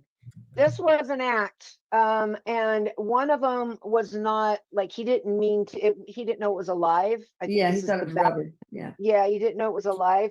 The dove. Poor Ozzy actually can't get away was from the real. bat. That was a real No. thing. It's so And dead, and he you was still like, asking me about the Listen, fucking going- bat. Listen. You bite the head off of a fucking bat in the middle of a concert. That becomes iconic. I mean, come on, that was iconic for better or for worse. I forgot about the dove. I completely forgot about that one. But bless him. through.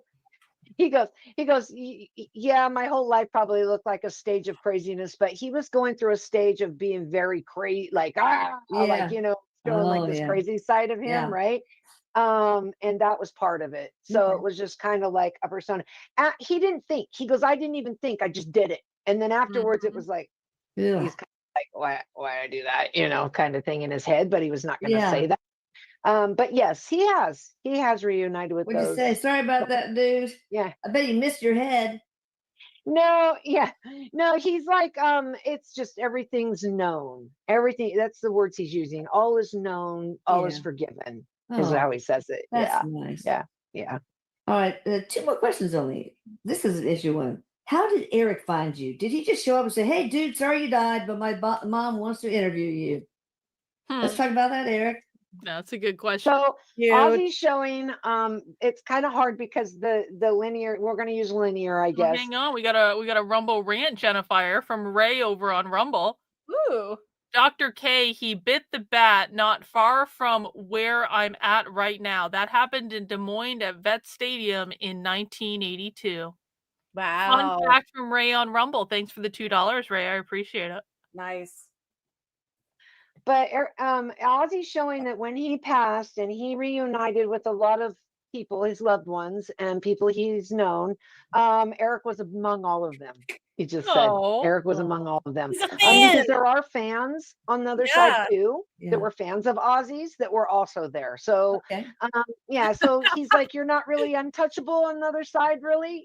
He's like, I'm like envisioning, how like they had that epic send off for Ozzy in Birmingham when everyone came out in the field. I'm like, that's what I'm envisioning Ozzy being welcomed into, is just like all these people showing up. Yeah. Oh, Ozzy's here, man. And he gets up.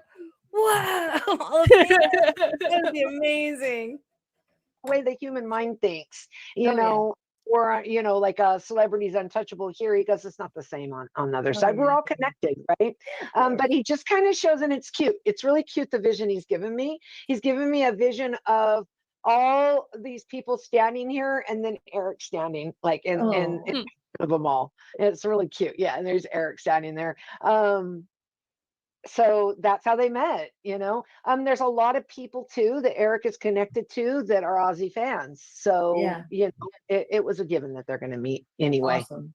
All right, so this is a question maybe for Eric. I'm not sure, but it is the last question for Ozzy. And of course, Ozzy, I'm going to ask you to say other things if you want to say them. But how can humanity embrace change without fear? Change is so scary to people. It is. And fear is part of human reality, human existence, human experience. Let's see here. He's also saying that, have compassion. Have compassion for those that you consider your enemy. Have compassion and try to see the reason behind things. He's showing like find an understanding in it. Those things that you fear, try to find out. You're talking about change, right? Change, right? Change. But he's also talking about fear, because fear is where it's all starting. It's all starting fear. So whether it's something changing or something else happening that you're like, oh my God, I can't take this stress kind of thing. He's just saying life in general. To deal with change, you have to have acceptance, he says. So acceptance is a big one. And trust, that's a good point. He says trusting, everything's gonna be fine. Right. Just trusting that whatever comes your way is needed. You need it. you need that experience. Okay. And then he's also saying like, he's going back to fear again, like anything you fear, if you find an understanding, because usually fear comes from not knowing like why something's happening or understanding. What's behind right. it all. Right. Just know that there will, even if you don't know the details behind something, just know there is a reason. And you're always looked out for. He just said, like, you always have someone looking out for you. People, there are others are looking out for all of you guys. So, Ozzy, is there anything else you'd like to say to your fans, your family, to us, the general public, the peons, the peanut gallery, the normies? I'm listening to him here. He's talking about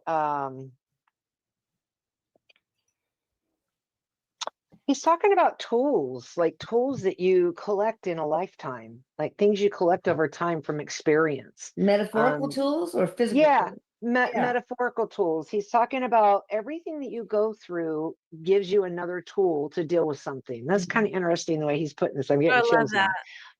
He says, so, try to see it that way. Like even drug use, he's using drug use because he had an addiction, many addictions. If you're dealing with that right now, let's use that for an example, because, there's many things people deal with. He says, just think of the tools you're getting to overcome and to fight it, because nobody says, I want to grow up and be a drug addict or an alcoholic, and most that are there are not wanting to be there. No, of course not. And so he's saying like, just don't give up. That's so important, not to give up.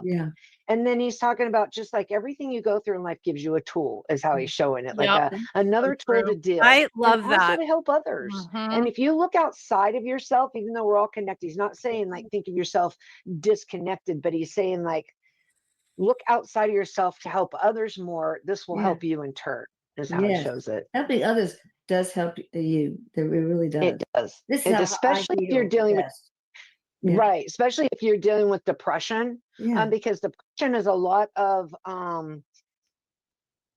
there is some self-loathing in some people, but some people have chemical depression, and it still can cause that. But I think that's even harder, when you have that chemical part. But just don't give up. Don't ever give up. And just look outside of yourself. Like, what can I do to help someone else? Because this is going to help me. It's really hard when you're depressed. It is. It is doable. I did it. Little steps. Even if you go down to a dog shelter and pet a dog that day, you're still doing something. I can't do that without taking one home. You can do. I know. Look up the number to a dog shelter. If you just start out with right. Exactly. Steps. Little steps. Awesome. Anything else you want to talk about, Ozzy or Eric?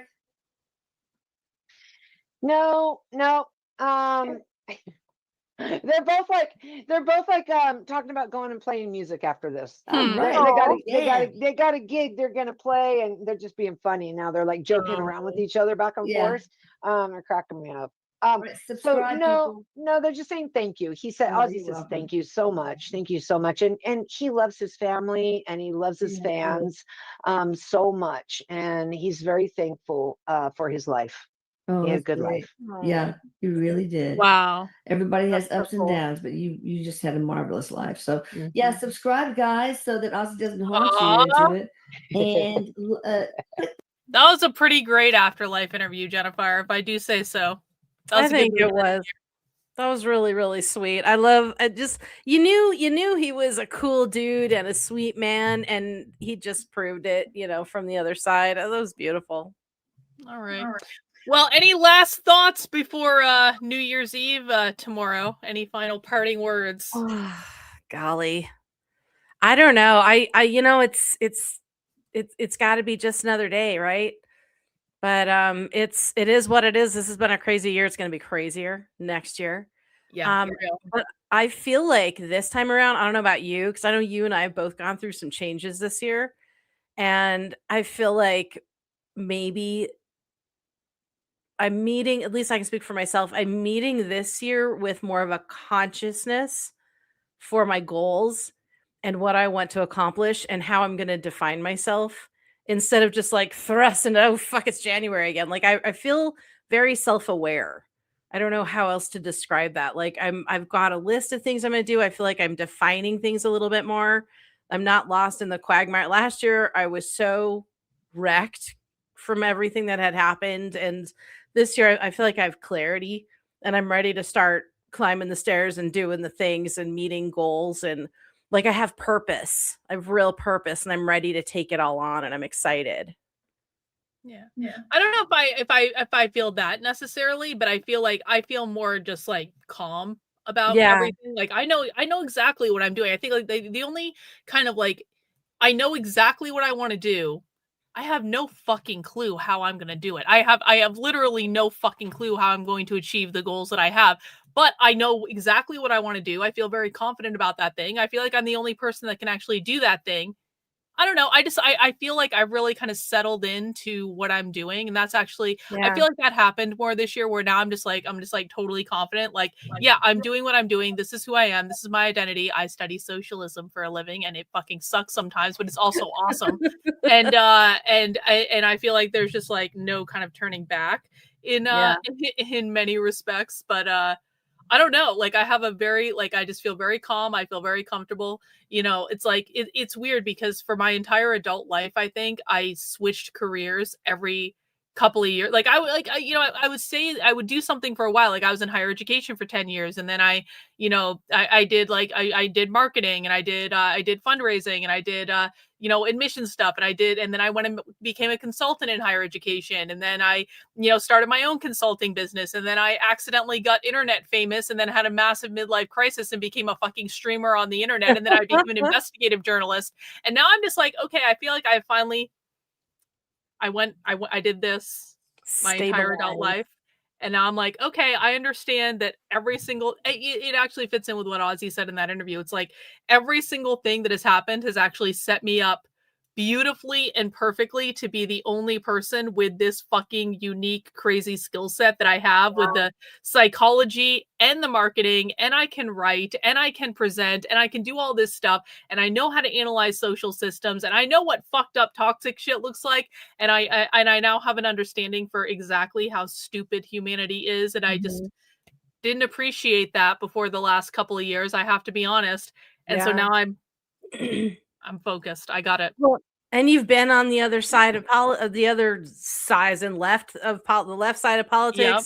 You've seen the ugly side of TikTok. Like you've seen all the things. And I kind of like envision it when Ozzy was talking about everything you go through gives you a tool, is those aprons that have all the pockets. Yeah. If you use them, you pull it out.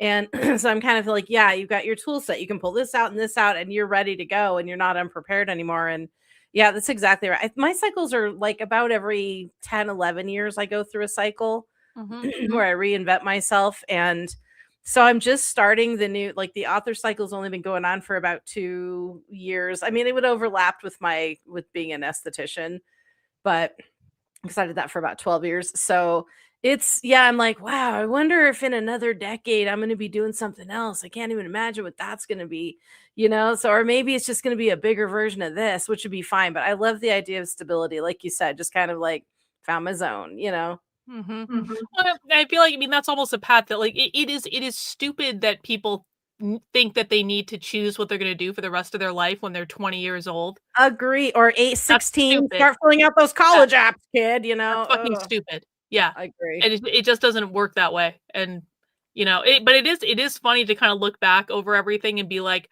wow, all of those moments that I didn't understand, that actually gave me a skill set to do what, like, explicitly what I'm doing now.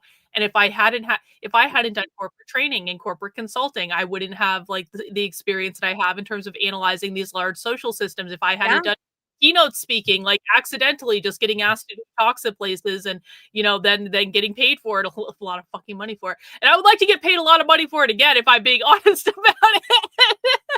But it's like, I would like, and now I do YouTube where I have to speak extemporaneously and like all this stuff. If I hadn't done marketing in higher ed for a while, I wouldn't know how to design stuff, or that's when I learned how to use Photoshop. That's when I learned how to do all look all the website stuff you're just building like it's nothing, and I'm like, wow, that's some incredible shit you're making. Well, and it's like I have thought, and I thought about this even back when I was doing organizational psychologies. Even back then, I had a skill set in terms of being able to market and do websites and do emails and do social media and all that stuff that none of these other people that did that profession had. And so it's kind of one of those things where I'm like, okay, well, everything happens for a reason.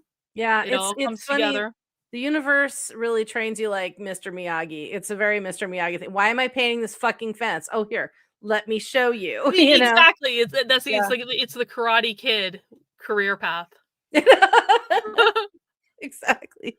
Wax on, wax off, motherfuckers. Exactly. Stand the floor. I don't want to stand the floor. Stand the floor. This is like when I yell at people on the internet, like, what do we do, Karlyn? You need to sit your ass down, shut the fuck up, and learn. I don't want to do that. I don't give a fuck if you want to do it. Yeah, totally. Well, before closing words and well wishes, because I do some well wishes, we've got movie night coming up on Sunday. Oh yeah, we had Jennifer January starting for movie night, and I almost forgot about that. It's Jennifer's movie month.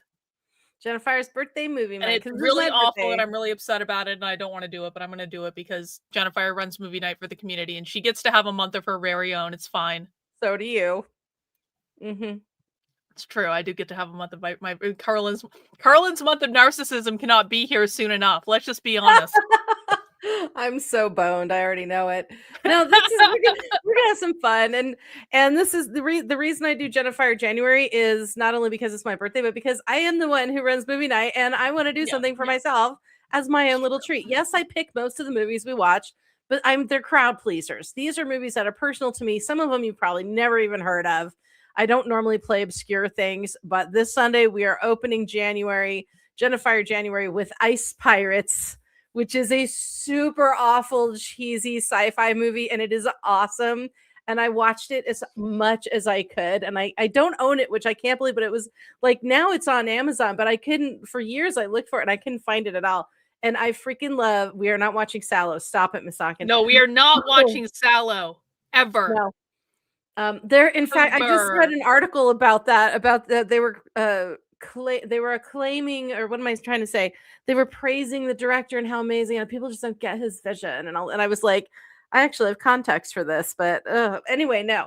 But so we're doing Ice Pirates on Sunday. So come visit us. I will have trivia. I'm sure there's going to be like 5 trivia facts for it because I can't imagine there's that much. Some music, and we'll go into some fun, silly movies that were pertinent to the growth of little Jennifer. And I know that Mac B for Monday movie night is going into, I believe, Downton Abbey episodes. That's going to be fucking awesome. Downton Abbey is the best. It is one of the greatest shows of all time.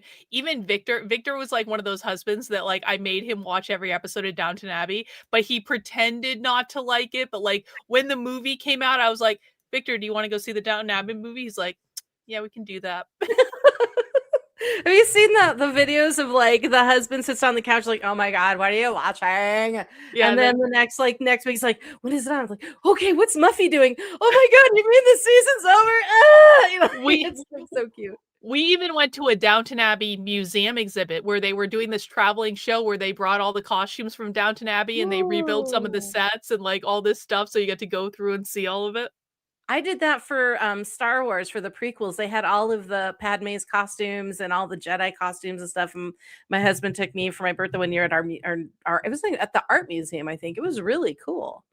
Mm-hmm. That's some fun shit right there. Those costumes are amazing. They're beautifully done for Downton Abbey. They're so well made. So well made. They're so good. And listen, if you watch the movie without watching the TV show, the movie's fine. The movie's fine. The movie's fucking fine. Like, whatever. You don't understand the mastery of Downton. You don't truly appreciate the movie unless you watch the TV show, because the TV show takes you on a whole journey. The TV show is just like, it is incredible. And Maggie Smith was fucking brilliant in it.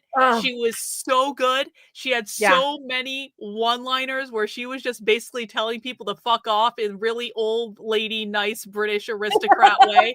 Fuck off in British. Yeah. Oh, you saw the whole show? Okay, good.